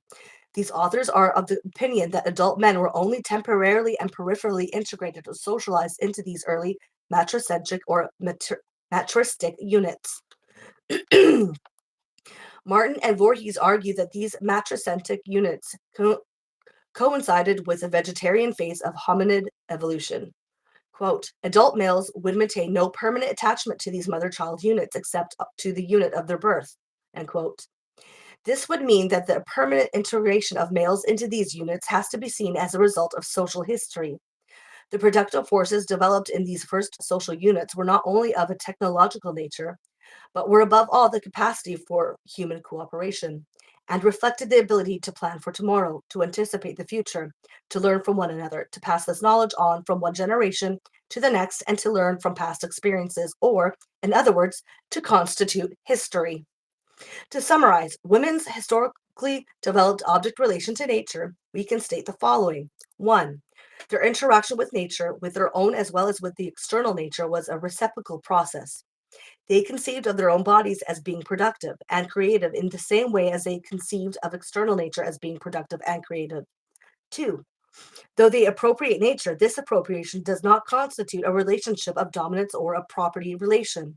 They are not owners of their own bodies or of the earth, but they cooperate with their bodies and with the earth in order to let grow and to make grow. 3. As producers of new life, they also become the first subsistence producers and the inventors of the first productive economy. This implies from the beginning social production and the creation of social relations, that is, of society and history. Men's object relation to nature, like that of women, has both a physiological and a historical dimension. The physiological side of this relation, which exists at all times as long as men and women live, means that men appropriate nature by means of a qualitatively different body than women. They cannot experience their own bodies as being productive in the same way as women can. Male bodily productivity cannot appear as such without the mediation of external means, of tools, whereas women's productivity can. Men's contribution to the production of new life, though necessary at all times, could become visible only after a long historical process of men's actions on external nature by means of tools, and the reflection on this process. The conception men have of their own bodily nature and the imagery they use to reflect upon themselves are influenced by the different historical forms of interaction with external nature and the instruments used in this work process. Thus, the male self-conception as human, that is, as being productive, is closely linked to the invention and control of technology. Without tools, man is no man. In the course of history, men's reflection of their object relation to external nature found expression in the symbols with which they described their own body organs. It is interesting that the first male organ which gained prominence as the symbol of male productivity was his phallus, not the hand, though the hand was the main instrument for tool making. This must have happened at the stage when the plow replaced the digging stick or the hoe of early female cultivators. In some Indian languages, there is an analogy between plow and penis. In the Bengali slang, the penis is called the tool or yantra. This symbolism, of course, not only expresses an instrumental relationship to external nature, but also to women. The penis is the tool, the plow, the thing with which man works upon women. In the North Indian languages, the words for work and coitus are the same, namely kam. This symbolism also implies that women have become external nature for men. They are the earth, the field, the furrow, upon which men sow their seeds. But these analogies of penis and plow, seed and semen, field and women are not only linguistic expressions of an instrumental object relation of men to nature and women, they also indicate that this object relation is already characterized by dominance. Women are already defined as part of the physical conditions of male production. We do not know much about the historical struggles which took place before men's object relation to nature could establish itself as one of superior productivity to that of women, but from the ideological battles that went on in ancient Indian literature for several centuries over the question whether the nature of the product, or grain and children, was determined by the field, women, or by the seed, man. We get the idea that the subordination of female productivity to male productivity was by no means a peaceful process, but was part and parcel of class struggles and the establishment of patriarchal property relations over land, cattle, and women. It would be revealing to study the analogies between the words for men's sexual organs and the tools which men have invented in different historical epochs and for different modes of production. It is not accidental that in our time men call their penis a screwdriver, they screw a woman, or hammer, or file a gun, etc. In the harbor of Rotterdam, a trading port, the male sexual organs are called the trade. This terminology tells us a lot about how men define their relationship to nature, but also to women and to their own bodies. It is an indication of the close link in the minds of men between their work instruments and their labor process, and a self conception of their own bodies. Yet before men could conceive not only of their own bodies as more productive than women's, but also establish a relationship of dominance over women and external nature, they had first to develop a type of productivity which at least appeared independent of and superior to women's productivity. As we have seen, the appearance of men's productivity was closely linked to the invention of tools. Yet men could develop a productivity apparently independent of women's only on the basis of developed female productivity. And we are at female productivity as the precondition of male productivity. If we keep in mind that productivity means the specific capacity of human beings to produce and reproduce life in an historical process, then we can formulate for our further analysis the thesis that female productivity is the precondition of male productivity and of all further world historic development. This statement has a timeless material dimension as well as a historical one. The first consists in the fact that women at all times will be the producers of new women and men, and that without this production, all other forms and modes of production lose their sense. This sounds trivial, but it reminds us of the goal of all human history. The second meaning of the previous statement lies in the fact that the various forms of productivity which men developed in the course of history could not have emerged if they could not have used and subordinated the various historical forms of female productivity. In the following, I will try to use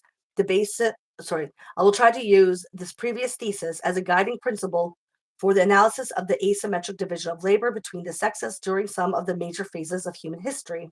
It will help us to demystify some of the common myths which are put forward to explain the social inequality between women and men as nature given. Then we get to the myth of man the hunter. And I'm just going to quickly spark a smoke while I do that. Oh my god, that motherfucker is still out there just running. That goddamn whatever the fuck it is. What the fuck is Can this you at thing least called? hear? Yeah, Can you at I least had hear to me go there? inside and close the window. But at least you can hear me though, right? Yeah, but fuck me for Okay. wanting to sit on my front porch at 1:30 in the afternoon. You're like, I don't care. Fuck him. Yeah. Loud And I'm pissed motherfucker. off at my neighbor that she didn't let me know she was going to have a guy come by with a chainsaw. Right? Because I could have planned around that. You know? Yeah. This is just the old, like, we do this once every 2 weeks. Right? This doesn't Yeah. happen every day. The coincidence is pissing me the fuck off right now. Anyways, Anyway. please All continue. right. Where was I? Okay. The myth of man the hunter. Women's productivity is the precondition of all other human productivity, not only in the sense that they are always the producers of new men and women, but also in the same sense that the first social division of labor, that between female gatherers, later also cultivators, and predominantly male hunters, could take place only on the basis of a developed female productivity. Female productivity consisted, above all, in the ability to provide the daily subsistence, the guarantee of survival, for the members of the clan or band. Women necessarily had to secure the daily bread, not only for themselves and their children, but also for the men if they had no luck in their hunting expeditions, because hunting is an economy of risk. It has been proved conclusively, particularly by the critical research of feminist scholars, that the survival of mankind has been due much more to women, the gatherer, than to man, the hunter, in contrast to what social Darwinists of old or of new preach. Even among existing hunters and gatherers, women provide up to 80% of the daily food, whereas men contribute only a small portion by hunting. By a secondary analysis of a sample of hunters and gatherers from Murdoch's ethnographic atlas, Martin and Voorhees have proved that 58% of the subsistence of these societies was provided by gathering, 25% by hunting, and the rest by hunting and gathering done together. Tiwi women in Australia, who are both hunters and gatherers, got 50% of their food by gathering, 30% by hunting, and 20% by fishing. Jane Goodall, who studied the Tiwi women, said that bush hunting and collecting was the most important productive activity. Quote, the women not only could but did provide the major daily supply of a variety of foods to members of their camp. Men's hunting required considerable skill and strength, but the birds, bats, fish, crocodiles, dungans, and turtles they contributed to the household were luxury items rather than staples. End quote.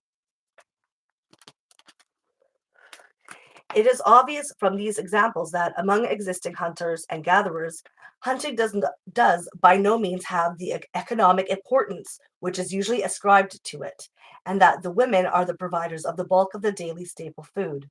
In fact, all hunters of big game depended on the supply by their women of food which is not produced by hunting, if they wanted to go on a hunting expedition.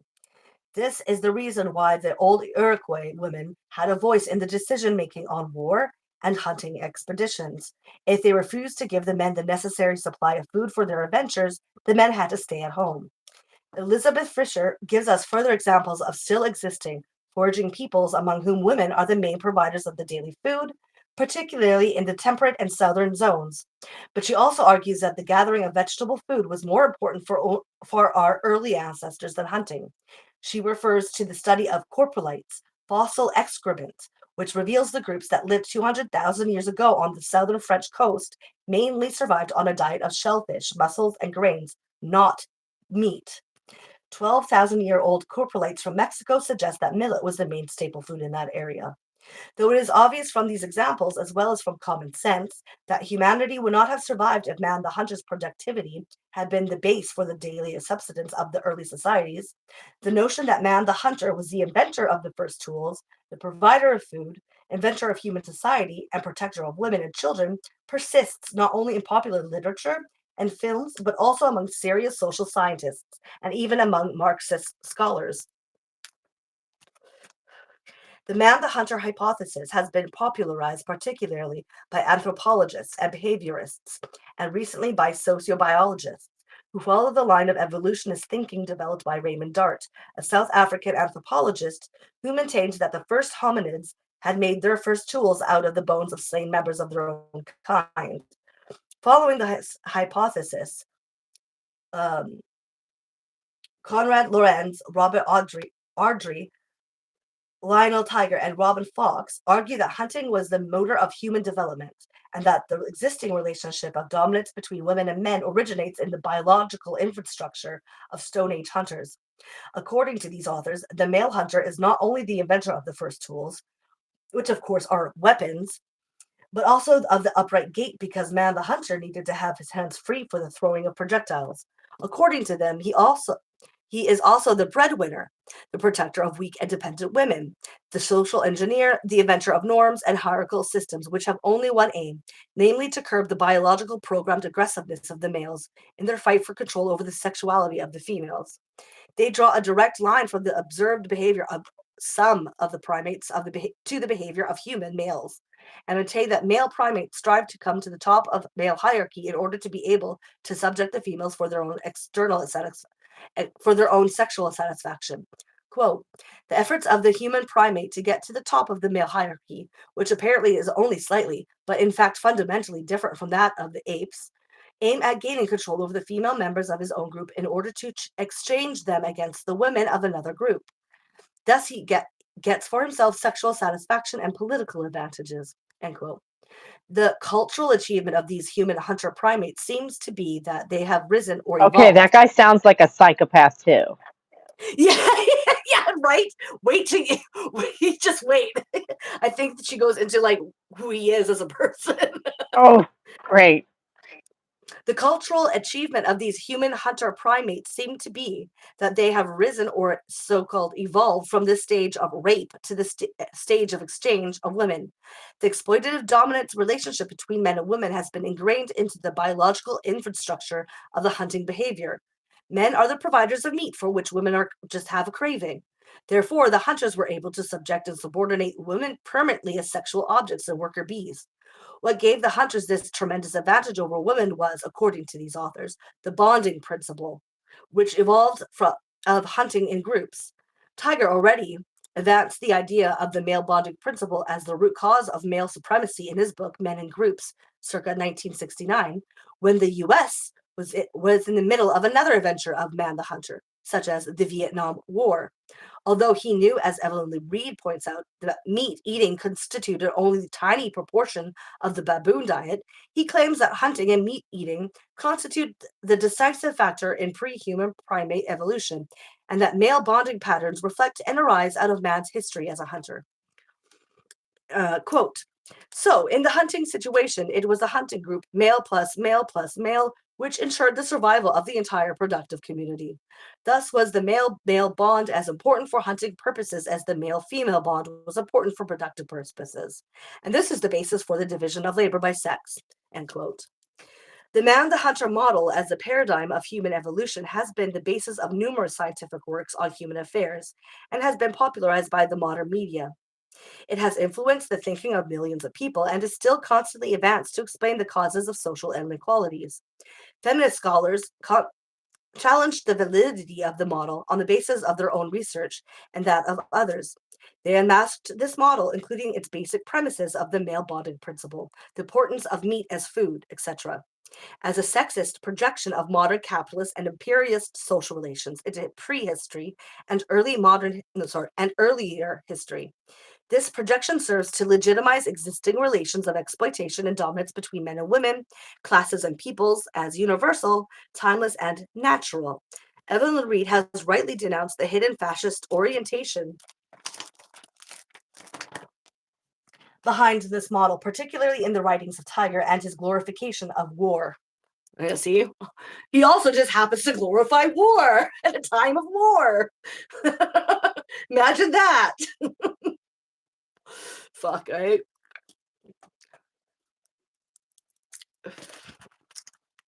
Where was I? Though we are able to demystify the man-the-hunter hypothesis and show that the great hunters would not have been able to survive had it not been for the daily subsistence production of the women, we are still faced with the question of why women, in spite of their superior economic productivity as gatherers and early agriculturalists, were not able to prevent the establishment of a hierarchical and exploitative relation between the sexes. If we ask this question in this way, we assume that political power automatically emerges from economic power. The foregoing discussion has shown that such an assumption cannot be upheld because male supremacy did not arise from their superior economic contribution.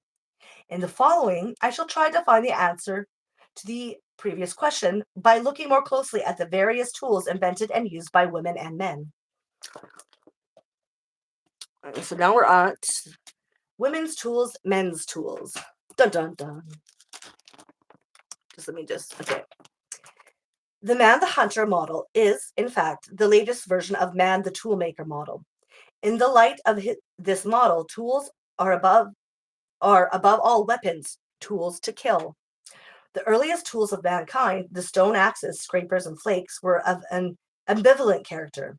They could be used to grind, smash, and pulverize grains and other vegetable food, and to dig out roots, but they could also be used to kill small animals, and we can assume that they were used by men and women for both purposes.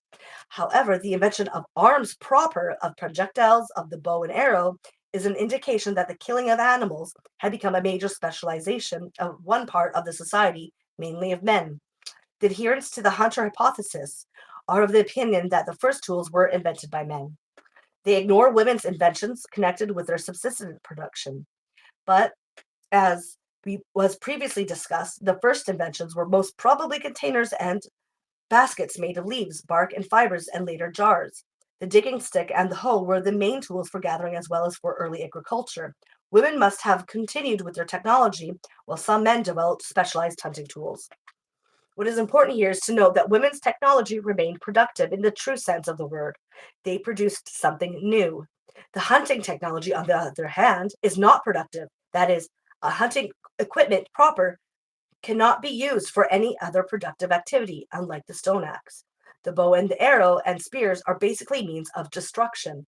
Their significance lies in the fact that they can not only be used to kill animals, they can also be used to kill human beings. It is this characteristic of the hunting tools which became decisive in the further development of male productivity, as well as of unequal exploitative social relations. Not the fact that hunters, as providers of meat, were able to raise the standard of nutrition of the community. Hence, we conclude that the significance of hunting does not lie in its economic productivity as such, as is wrongly assumed by many theoreticians, but in the particular object relation to nature it constitutes. The object relation to nature of man the hunter is distinctly different from that of woman the gatherer or cultivator. The characteristics of this object relation are the following. 1.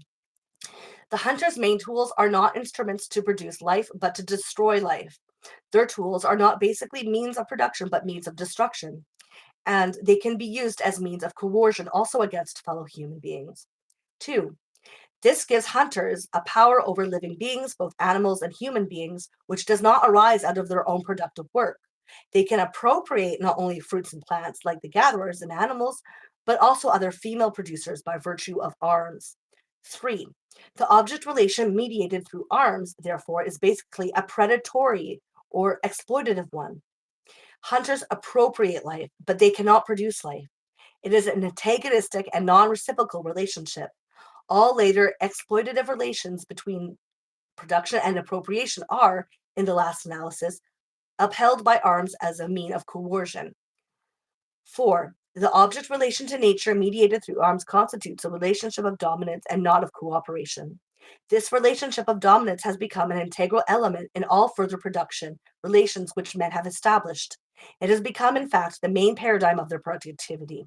Without dominance and control over nature, men cannot conceive of themselves as being productive. 5. Appropriation of natural substances now becomes a process of one-sided appropriation, in the sense of establishing property relations, not in the sense of humanization, but in the sense of exploitation of nature. 6. By means of arms, hunters could not only hunt animals, but they could also raid communities of other subsistence producers, kidnap their unarmed young and female workers, and appropriate them. It can be assumed that the first forms of private property were not cattle or other foods, but female slaves who have been kidnapped. At this point, it is important to point out that it is not the hunting technology as such which is responsible for the constitution of exploitative dominance relationship between man and nature, and between man and man and women.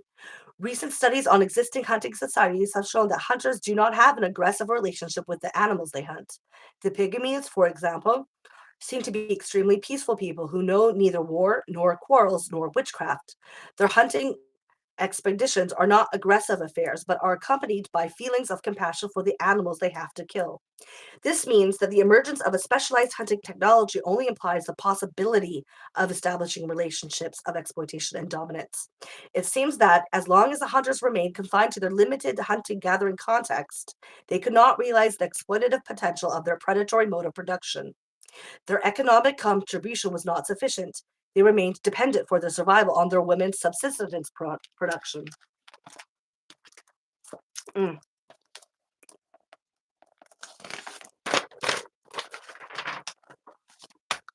Pastoralists.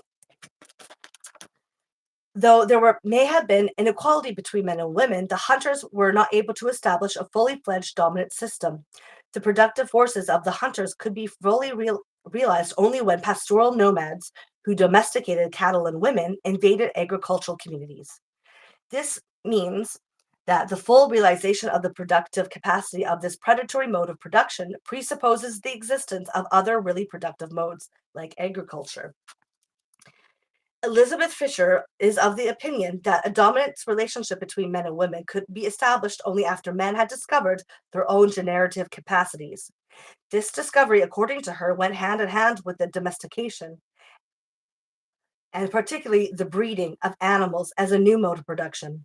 The pastoralists discovered that one bull could impregnate many cows, and this may have led to the castration and elimination of weaker animals. The main bull was then used at periods the pastoral nomads considered to be the most appropriate to impregnate the cows. Female animals were subjected to sexual coercion. This means that the free sexuality of wild animals was subjugated to a coercive economy based on breeding, with the object of increasing the herds. It is plausible that the establishment of harems, the kidnapping and raping of women, the establishment of patriarchal lines of descent and inheritance were part of this new mode of production. Women were also subjected to the same economic logic.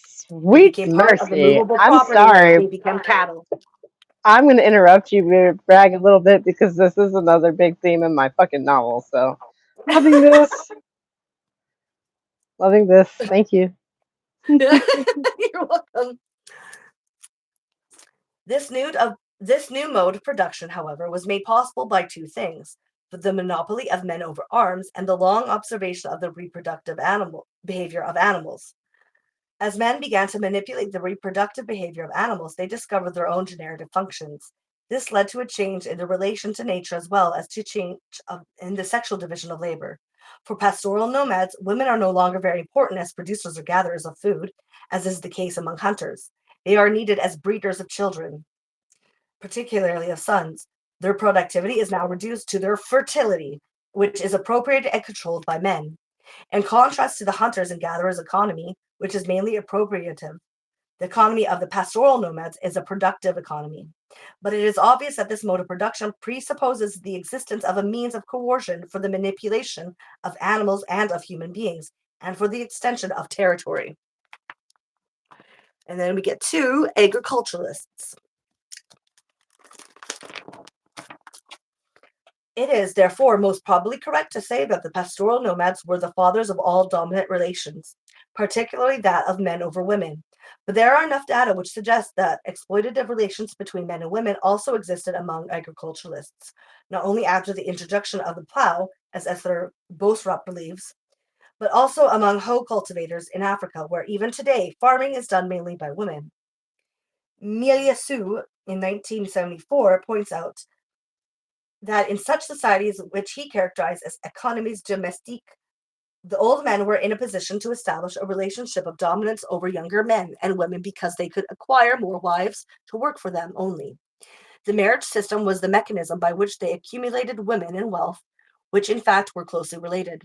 Melesio, following Levi-Strauss, takes the existence of an unequal system of exchange of women for granted and mentions only passingly the probable roots of the system, namely the fact that due to the ongoing subsistence production of the women, the men were free to go from time to time on hunting expeditions. Hunting was for the men in these domestic economies a sporting and political activity rather than an economic one. On such expeditions, the men also kidnapped isolated gathering women and young men of other villages or tribes. In a recent study on slavery in pre-colonial Africa, edited by Melesu, one finds numerous examples that show that such hunters not only kidnapped and appropriated people whom they surprised in the jungle, but they also organized regular reziers into the other villages to kidnap women.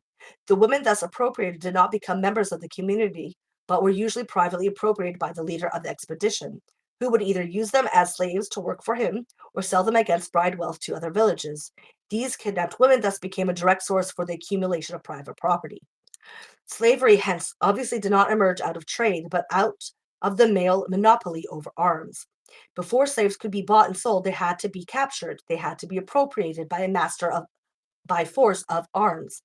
This predatory form of acquisition of labor power, both for work on private plots and for sale, was considered the most productive activity of these warrior hunters, who, it has to be kept in mind, were no longer hunters and gatherers, but lived in an economic system based on women's productive agricultural work.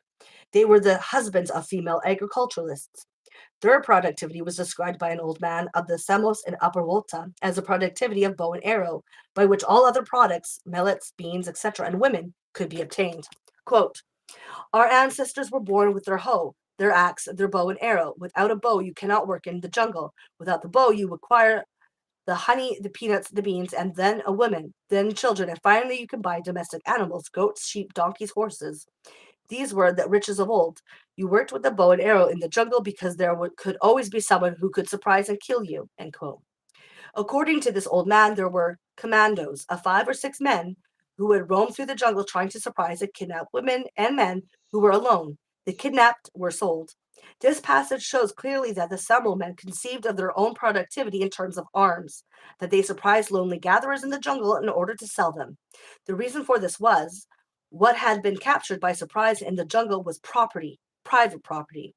This private property was appropriated by the lineage of the hereditary chief, formerly the Rainmaker's lineage, who then sold these captives to other lineages, either as wives against bride price, in this case against cowrie shells as money, or as slaves for agricultural work, or they were returned against ransom money back to their own village.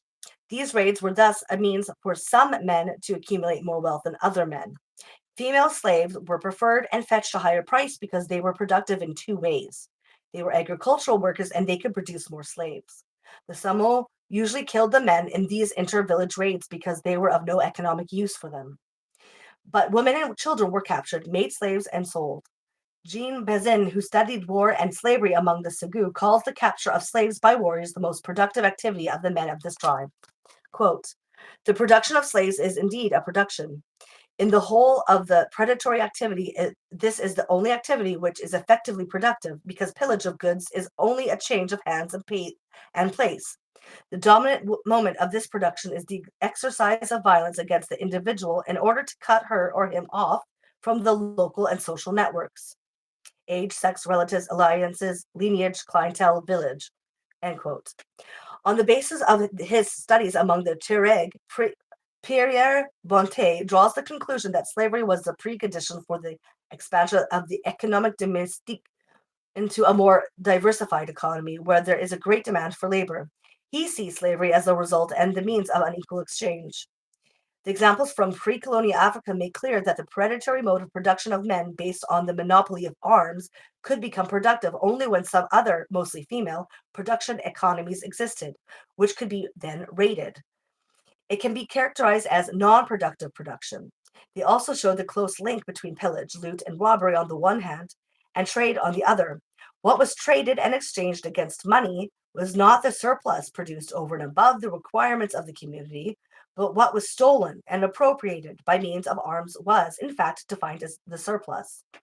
In the last analysis, we can attribute the asymmetric division of Okay, labor I'm sorry. between Can we pause right there and just look at that for a second? That sounds absolutely insane.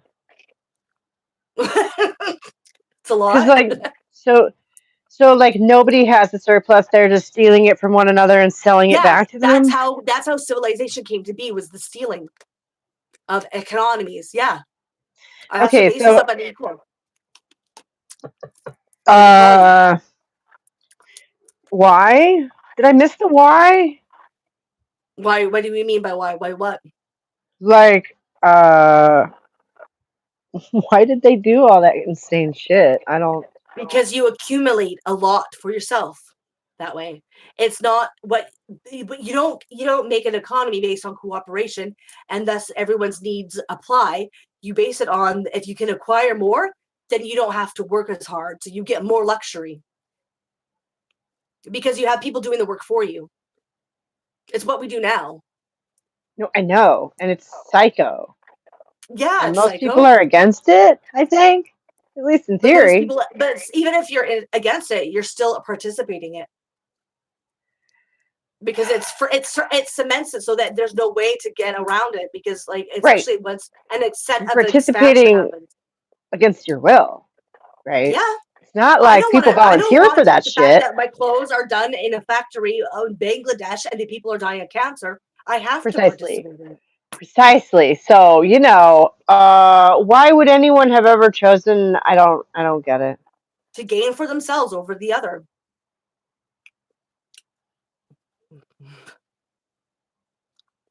Yeah, whatever. I just like we need to stop listening to people who behave this way. You know? Yes, we should. It's yeah, wait till the end sentence. You're gonna, I probably laugh. Like, it's just so like brutal. Just wait, because we're almost there. But her Right. conclusions of this is, when she summarizes it at the end, is funny. I laugh. Okay. Anyways, Okay. Oh, where was I now? So I just have to look to see. Okay, yeah. In the last analysis, we can attribute the asymmetric division of labor between women and men to this predatory mode of production, or rather appropriation, which is based on the male monopoly over means of coercion, that is, arms, and on direct violence by means of which permanent relations of exploitation and dominance between the sexes were created and maintained. This concept of surplus goes beyond the concept of surplus developed by Marx and Engels. The existence of a surplus constitutes, according to them, the crucial material historical precondition for the development of exploitative social relations, for class relations. They ascribe this emergence of a surplus to the development of more productive means of production in those societies which could produce more than they needed for their own subsistence. Some groups of people could appropriate this surplus and thus establish long-lasting class relations based on property relations. What is left unanswered in this concept is the question how and by which means this appropriation of surplus took place. We have enough empirical evidence from ethnological sources to show that the existence of surplus per se does not yet lead to a one-sided appropriation by one group or class of people, such as the potlatch or sacrifices. Obviously, the definition of what is necessary and what is surplus is not a purely economic question, but a political and or cultural one. Similarly, exploitation, following this analysis, is not only the one-sided appropriation of the surplus produced over and above the necessary requirements of community, but also the robbery, pillage, and looting of the necessary requirements of other communities. This concept of exploitation, therefore, always implies a relationship created and held up in the last resort by coercion or violence. From this follows that the establishment of classes based on one-sided appropriation of surplus, as I have defined it, is intrinsically interwoven with the establishment of patriarchal control over women as the main producers of life in its two aspects. This non-productive predatory mode of appropriation became the paradigm of all historical exploitative relations between human beings. Its main mechanism is to transform autonomous human producers into conditions of production for others, or to define them as natural resources for others. It is important to stress the historical specificity of this patriarchal paradigm. Patriarchy was not developed universally all over the globe, but by distinctive patriarchal societies. They include the Jews, the Aryans, Indians and Europeans, the Arabs, the Chinese, and their respective great religions. The rise and the universalization of all these civilizations, but particularly the Judeo-European one, is based on conquest and war. Europe was not invaded by Africans, but Africa was invaded by predatory Europeans.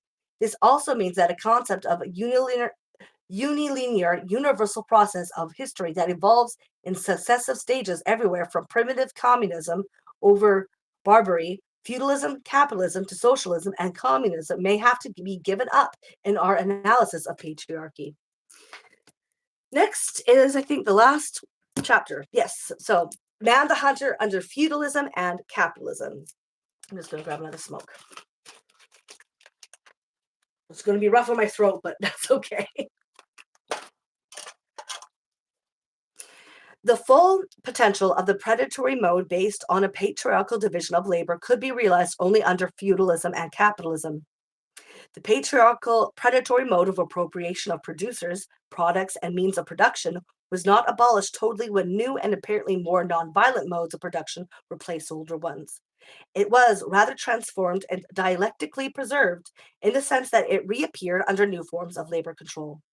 Similarly, so far, new forms of the patriarchal sexual division of labor have not replaced the old forms, but only transformed them, according to the requirements of the new modes of production. None of the modes of production which emerged later in the history of civilization did away with predatoriousness and violent acquisition by non-producers of producers, means of production, and products. The later production relations have the same basic structure of being asymmetric and exploitative relations. Only the forms of dominance and appropriation have changed. Thus, instead of using violent raids and slavery for acquiring more women as workers and producers than were born in a community, hypergamous marriage systems were evolved, which made sure that the big men could have access not only to more women of their own community or class, but also to the women of the small men. Women became a commodity in an asymmetric or unequal marriage market because control over more women meant accumulation of wealth. The big men, or also known as the state, then became the managers of social reproduction as well as of production. In all patriarchal civilizations, the relationship between men and women maintained its character of being coercive and appropriative. The asymmetrical division of labor by sex, once established by means of violence, was then upheld by means of institutions like the patriarchal family and the state, and also by means of powerful ideological systems. Of all, by patriarchal religions, law, medicine, which have defined women as part of nature, which has to be controlled and dominated by man. The predatory mode of acquisition saw a renaissance during the period of European feudalism. Feudalism, as a specific mode of production based on ownership of land, was built up with the extensive use of violence and warfare. In fact, had there been but the endogenous processes of class differentiation in peasant societies, feudalism might not have evolved at all, at least not in its European version, which figures as the model of feudalism. The predatory form of acquisition of new lands and the large-scale use of pillage and looting by the armed feudal class form an inseparable part of and a precondition for the rise and maintenance of this mode of production. Later, not only new lands were thus acquired, but with the lands, the means or conditions of production. The peasants were also appropriated and tied to the feudal lord in a specific production relation, which did not allow them to move away from the land. They were seen as part of the land. Thus, not only the women of these peasants, but also the male peasants themselves were defined into nature. That is, for the feudal lord, they had a status similar to that of women. Their bodies no longer belonged to themselves, but to the lord, like the earth. This relationship is exactly preserved in the German term with which the serf is described. He is Leibgewinner. That is, someone whose body, which is the Leib, is the property, Elgenitum, of someone else.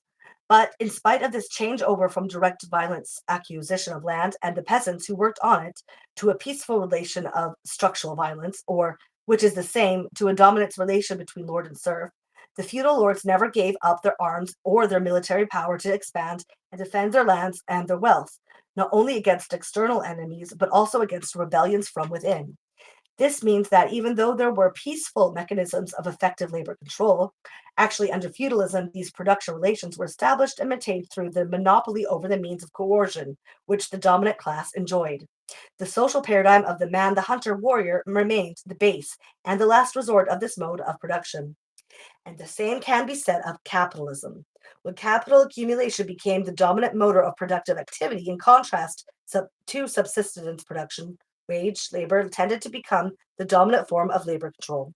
Yet these apparently so-called peaceful production relations based on mechanisms of economic coercion, structural violence, could be built up only on the base of a tremendous expansion of the predatory mode of acquisition. Direct and violent acquisition of gold and silver and other products, mainly in Hispanic America, and of producers, first the Indians in Latin America and later African slaves, proved to be the most productive activity in what has been described as the period of primitive accumulation.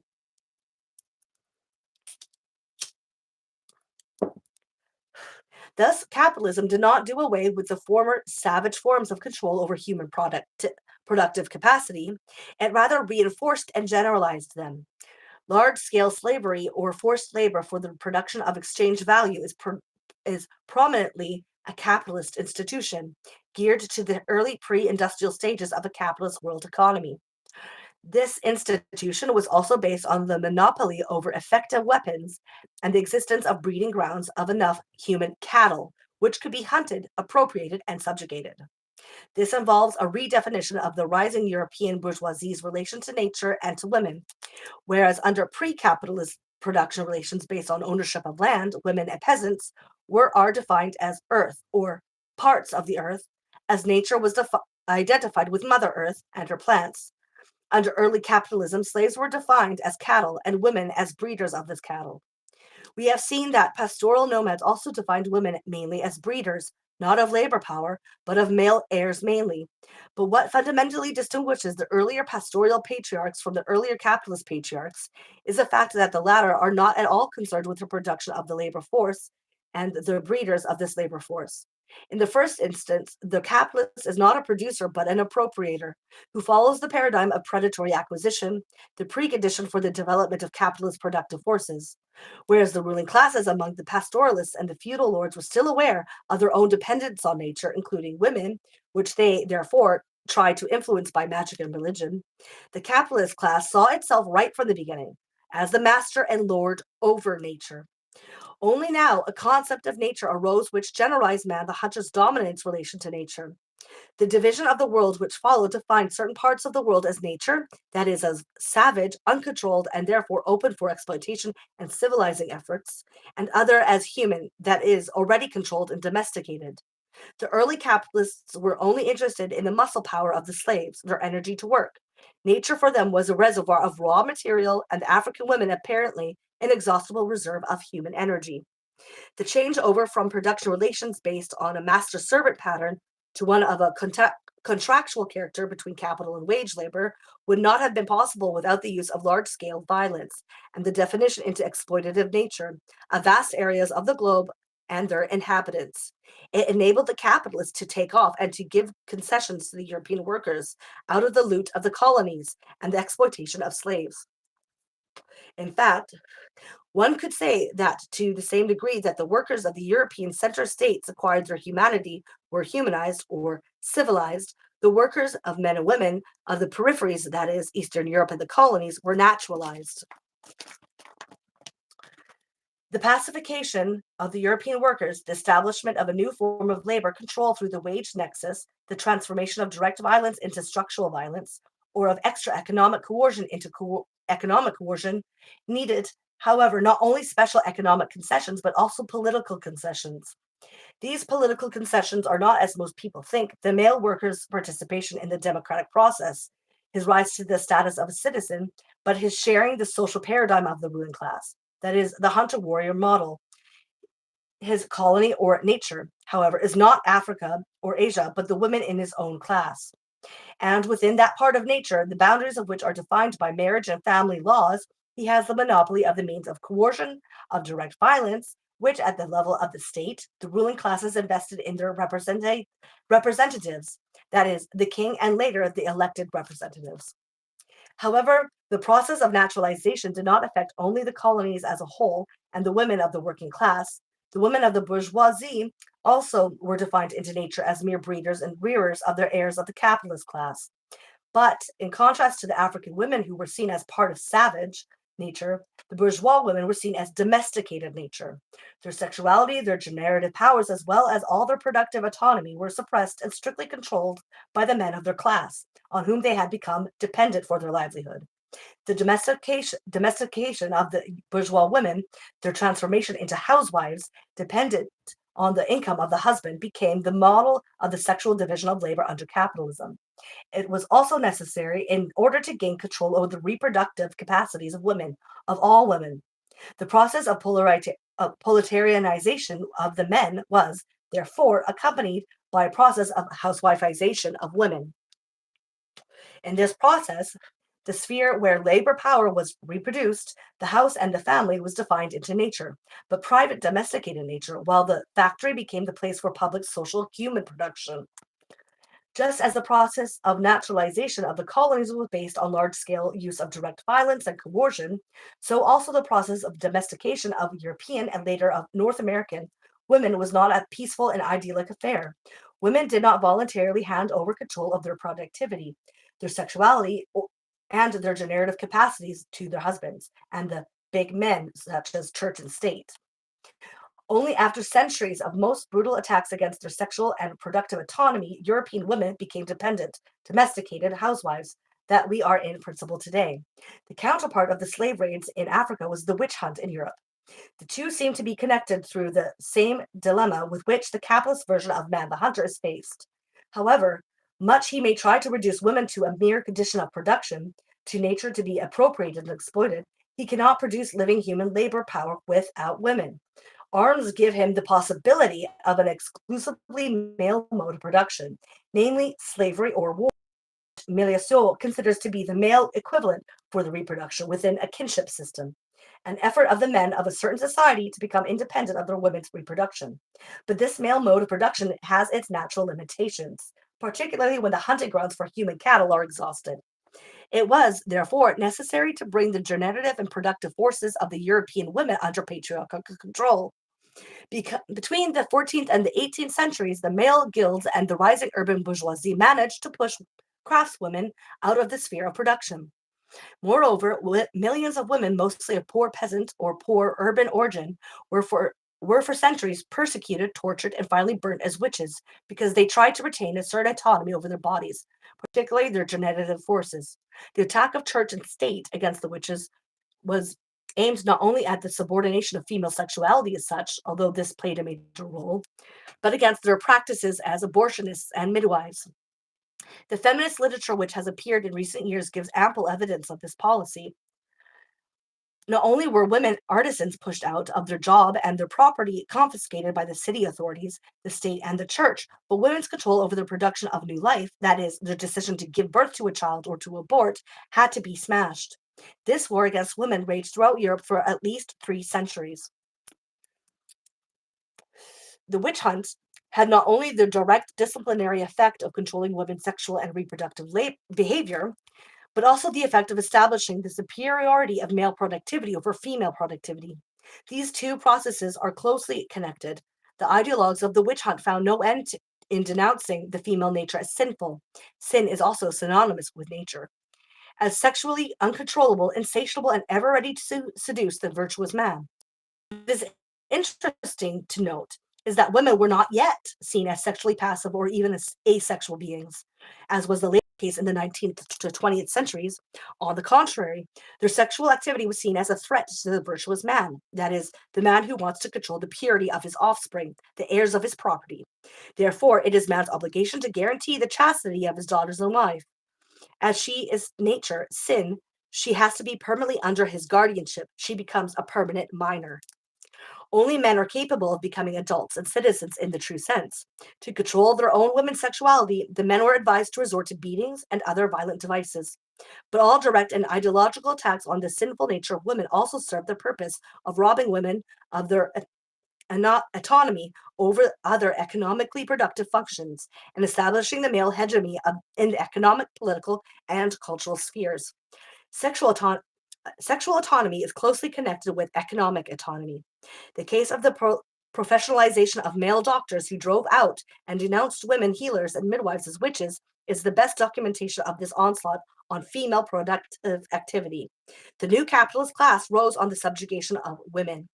At the end of this civilizing process, we have the women disciplined enough to work as housewives for a man, or as wage laborers for a capitalist, or as both. They have learned to turn the actual violence used against them for centuries against themselves and to internalize it. They defined it as voluntariness, as love, the necessary ideological mystification of their own self-repression. The institutional and ideological props necessary for the maintenance of this self-repression were provided by the church, the state, and through the family. Women were confined to this institution by the organization of the labor process, division of household from workplace, by law, and by their economic dependence on the man as the so-called breadwinner. It would be an illusion, however, to think that with the full development of capitalism, the barbarous features of its bloody beginnings would disappear, and that fully developed capitalist production relations would mean the end of the social paradigm of man the hunter warrior and the transformation of extra economic coercion into economic coercion.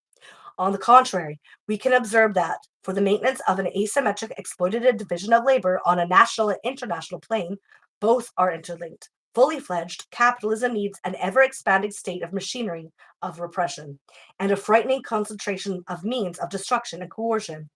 None of the capitalist states has done away with the police or the military. They are still, as among the hunters, warriors, and warrior nomads, the most productive sectors because through the monopoly of now legalized violence, these states are able effectively to curb any rebellion among the workers within their orbit, and also to force subsistence producers and whole peripheral areas to produce for a globally interlinked accumulation process. Though world-scale exploitation of human labor for profits has mainly taken the rational form of so-called unequal exchange, the maintenance of the unequal relationship is guaranteed everywhere in the last analysis by means of direct coercion by arms. To summarize, we can say that the various forms of asymmetric hierarchical divisions of labor, which have developed throughout history up to the stage where the whole world is now structured into one system of unequal division of labor under the dictates of capital accumulation, are based on the social paradigm of the predatory hunter-warrior, who, without himself producing, is able by means of arms to appropriate and subordinate other producers, their productive forces, and their products. This extractive, non-reciprocal, exploitative object relation to nature, first established between men and nature, remained the model for all other patriarchal modes of production, including capitalism, which developed it to its most sophisticated and most generalized form. The characteristic of this model is that those who control the production process and the products are not themselves producers, but appropriators. Their so-called productivity presupposes the existence and the subjugation of other, and in the last analysis, female producers. As Wallerstein puts it, quote, crudely, those who breed manpower sustain those who grow food, who sustain those who grow other raw materials, who sustain those involved in industrial production, end quote.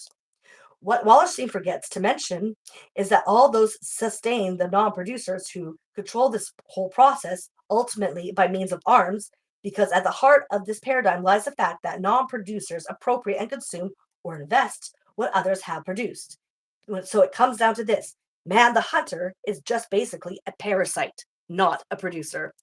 There you go. The end of that chapter. Wow, that is quite a note to go out on.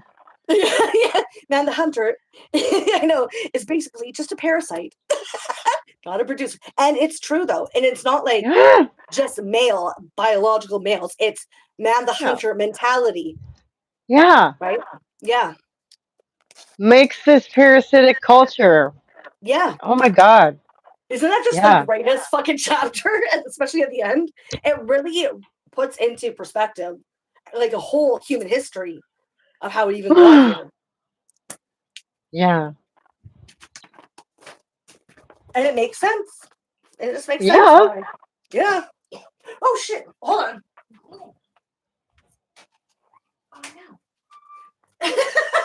Sorry, I had someone come and try to come in. I was like, get out of here. I'm still live. Oh. Anyways, but it does not make sense. It's just, and the fact that she's able to do that in a chapter is crazy. Oh. Oh. No. Yeah. Brilliant. Let's spit out my gum. Sorry. That's okay.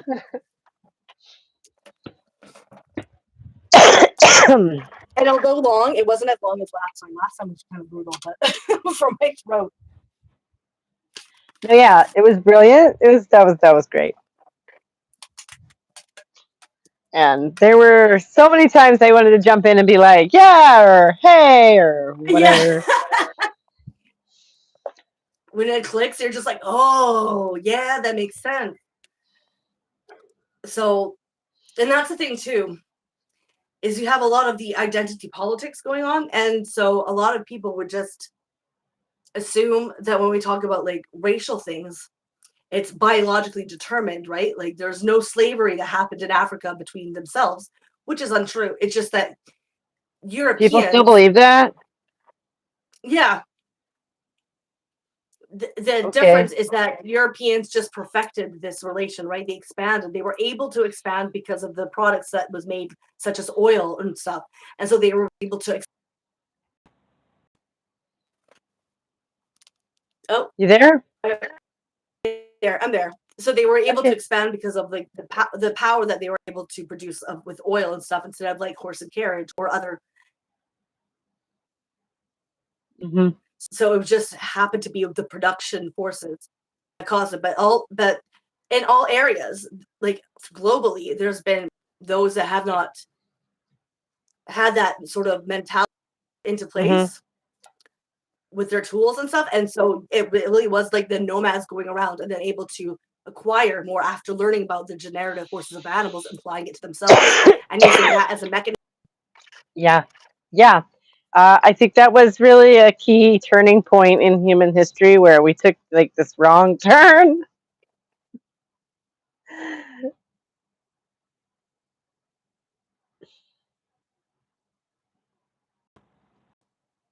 Then there's no change. It's naturalized.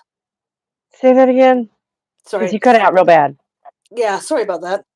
It's good that see the thing with identity politics really places it on the identity, so that like say, oh, it's a white people thing because they're just inherently evil. That's what a lot of that comes down to, when really it's not. It's not the fact it's integral, and you don't want it to be. You want it to be because then you can't change it. And I think Right. it's been really destructive. Like a lot of this, supposedly leftist, I'd say leftist idea of critical race theory, right? Where they don't look Uh, into that. They think that it's critical, but they don't see it. They don't put any economic advantage of why that is and like the history of it, because it's supposed to be the identity that pushes it. But it's not, it's economic. So even when it comes to the subjugation of women, the reason why is because it was economically better for say man the hunter to control it with his weapons, with his tools that he produced, to get more slaves to make more surplus value that he didn't have to actually apply his own body to, you know. no, but I understand what you're saying. Yeah. Like no. I'm just saying it's I, important when we're talking about race and then sex inequalities. It's always important to add economics and try to look through it. Like you can't just separate the two because it is based on acquiring accumulation. yeah, which is not racialized. No, which is not racialized. Exactly. It racial differences was necessary for an excuse to expand economic power and accumulation power. Divide and conquer, eh? Hmm. Yeah, I'm sensing another exactly. theme. Yeah. That's basically what I meant. What I was trying to get to. Yeah. Yeah. I just think thematically lately because again, I'm writing a novel, so Yeah, no, it's all good. and it's like how you I write a just novel that means anything to anybody. No. Instead of just a story about random shit that happens to people no one's ever met, you know. yeah, yeah. For me, I like stories with a bigger purpose and like intertwined with the story. Like I'm Yeah. not so much individualistic sort of look No. or No. storytelling, where it's just about personal interactions without an outside sort of word, like without there being any more to it. Yeah. Yeah. Yeah. Yeah. Like a lot of stuff I know it's like I don't mean to pick on anybody, but romance is really bad for that, where they just have some characters who do some Yeah, stuff and fall yeah, in love and shit. And you're like, why did I read this? What was the point of that? yeah. What was the point of it? Exactly. There's no point. They're There's no fictional purpose. people. Like, good for them, but what was the point of that? Yeah, and then to be able to make that work, you have to sort of forget the social relations behind around them and how. Yeah, Right, and that kind of stuff ends up just pissing you off.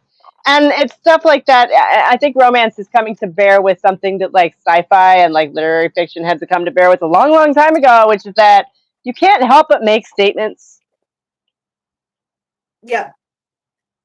Like if you're writing science fiction, you're going to be making some kind of allegorical statement about the present based on what you think the future is going to Yeah, look like, and it's exactly. just Well, inescapable. exactly. Your own biases are going to leak through into your Yeah, work as well, and it's and just you inescapable. cannot, And the best, and you cannot write real people or realistic people if you don't have an understanding of social relations on a bigger level, right? right? Yeah. And then And you and then and always, then your no matter what, perspective you on always that. say something with your message, no matter even if you mean to. You always put that Exactly. your own perspective that you have a bias of having that perspective into your work. And the Like smart because thing is you yourself to, are human and take you hold have of thoughts that, and ideas. Yeah. right? The smart thing is to harness that, right? Just go ahead and admit that you're not an unbiased observer of diction of anything. No, because And, you are a person in the and world, just in a real harness world. that. Yeah, Or like maybe that's why you're writing a book in the first place, yeah. But yeah, if you don't look at the social like sort of paradigm of where you fit yourself, where you are fit into, and have like and look from outside and like inward that way, like your social surroundings. But then you're missing the opportunity to give your contribution to whatever it is. Mm-hmm. Like your actual contribution, like any idiot can write a story. Yeah. Well, I don't know. I don't know if I could. I mean, Okay, no. If you put, you're an intelligent woman. If you wanted to, and you put your mind to it, you could do that. Maybe. You'd have to do those other two things first, though. Yeah, yeah. And I don't picture you as somebody wanting to do that. So that's probably your biggest limitation. Yeah, that probably would be. Yeah. Well, I'm just so focused on like it's the creation of a situation to make analogy for. I'd rather like myself personally would probably write nonfiction. Yeah. Because it's the creation part of the aspect of the creative mode. Yeah. That I just cannot like conceive of. It's just an intuitive thing, and there's nothing wrong with like not being oh no. So you don't write a fiction, not like so you don't do that. So you do other stuff. That's fine. Yeah. That's basically where I'm at. Yeah. Like, if I'm going to write anything, it'll probably be nonfiction. Right. Yeah. So you don't write a novel because you don't want to, not because you can't. That's all I'm saying. Yeah. Yeah. Yeah. But I really like the end line. I think that's just hilarious. That was great. It's a parasite. We should put that on T-shirts because it literally is parasitic. It just T-shirts, bumper stickers, buttons, hats. Right?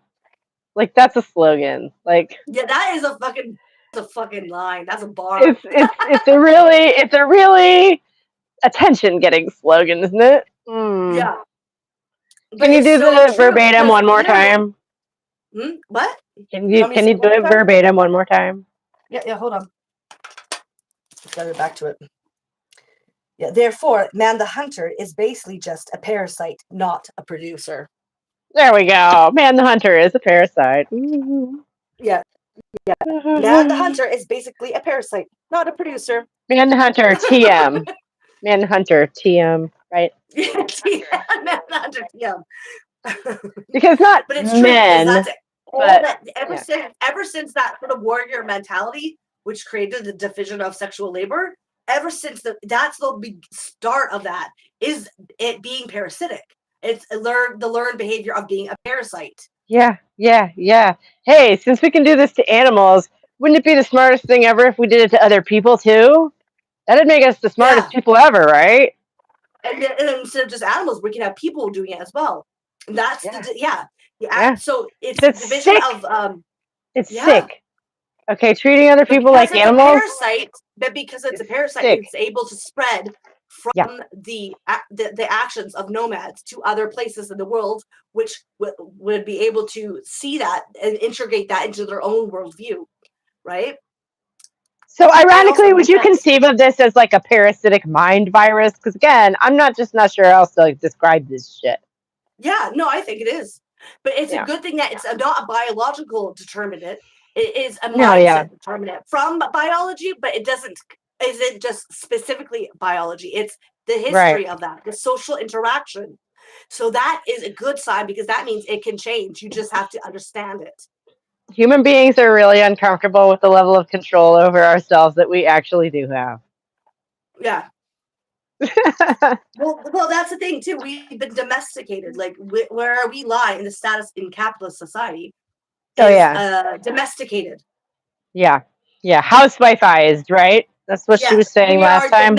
We are the domesticated property of men. Right. Yeah. Yeah.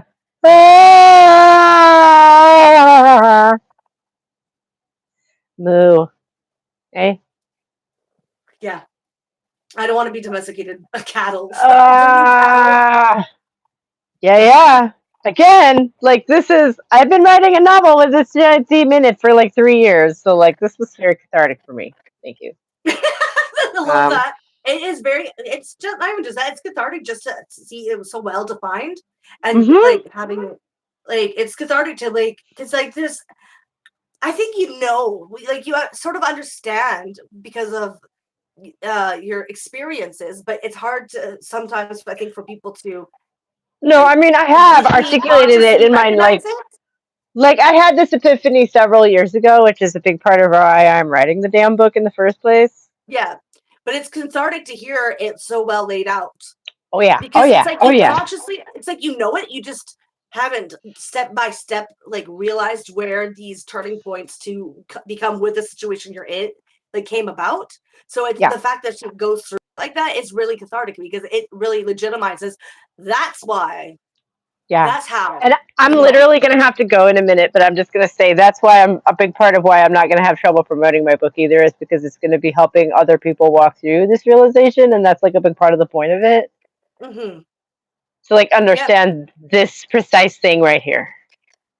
Yeah. And Yeah. not just that, they can. Like, yeah, you can. It'll help also if someone Because really it's so enjoys. you're Yeah, right. It's so they'll go to your complicated. channel and they'll see You it. really kind of have to like come at it almost at an intuitive level to like really, Yeah. yeah. Because not everybody can follow like all of that. Well, no, people can. They have the capacity. no. I'm not saying they can't understand it. I'm just saying the way the linear presentation of this and this and this and this and this and this Yeah. and this, like simply not everybody can like. It's just a different way of presenting the information. Yeah. No. That's it. So yeah, I'm literally gonna have an alarm go off in 1 minute, and I don't know if that's gonna. No, it's not gonna cut into this, but yeah, I have That's to go okay. pick him up I've got to go at too. I three had someone o'clock. come down. I have to get the cat medicine. That's why. Oh, okay. So that's why I came down. I was like, time for the medicine. I'm like, I'm busy. Get out of here. I'm almost done. Time So for the yeah, I medicine. gotta go do that Okay. anyway. So don't feel bad. Okay. And so not next week, but the week after, we'll be going. I just want to do this quickly. We'll be Yeah. doing. Oh, I left my calendar somewhere because we're going. Which week is that?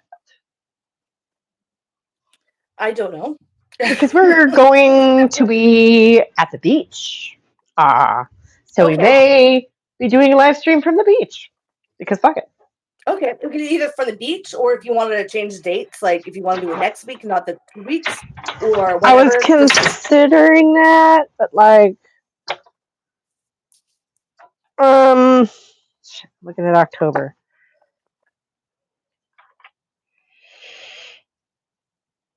So yeah, we're supposed to be gone the 4th through the 10th, and we're looking at the 8th, right? So, I don't know. Would you rather? Let's see. I have a video coming up on the 20th, which is why I'm kind of like thinking I might just stick to our schedule anyway. But then that leaves me with that last week to just work on it. Okay. And So we'll keep the schedule. yeah, I can sit down with you Okay. for a couple of hours, and I'm probably gonna want an excuse to get the heck away from everybody and sit down for a minute anyway. Oh, perfect. Well, then that works then. I just want to make sure it's all easy for you. And I'll have this like lovely background for everybody to look at. We'll have the beach, Yeah, that's actually kind of a nice idea. I think about it. Yeah. So A I just change want to of quickly go over scenery. what we're doing. Okay. So yeah, or what we're reading to get people Yeah. excited if anyone actually wants this. Oh, So 60, 65 people still solidly watch these things. Mwah. You guys yeah. are the core of the channel, obviously. So thanks. So day 4, we have chapter 3, colonization and housewifeization. So we'll be going through the dialectics of progress and retrogression, then the subordination of women, nature, and colonies, the underground of capitalist patriarchy or civilized society, the persecution of the witches and the rise of modern society, women's productive record at the end of the Middle Ages, then the subordination and breaking of the female body, torture, burning of witches, primitive accumulation of capital, and the rise of modern science. And colonization and primitive accumulation of capital. women under colonialism, women under German colonialism, white women in Africa, housewifeization. And I think that might be it. Hold on. Yeah, so we got that to look forward to. That sounds dismal, but okay. So yay, look forward to your dismal But, interpretation of society. yeah, something to listen to. Just some easy, light beach reading, you know. Yeah, so just a light beach reading, eh? So yeah, we'll be going through some of those witch burning eras, and then also some of the colonization process of Africa and all that, and then where women stand in that and all that. It sounds like that's going to be our main thing for it's going to be at the beginning of October, so you know, it'll be perfect for spooky season. Actually, yeah, if you think about it, the witches aspect of that, and the horror, you know, which I'm sure is involved in torture, the all that, slave the trade. Yeah. And we'll have the beach to look at to you know, get us through it. Like, Yeah.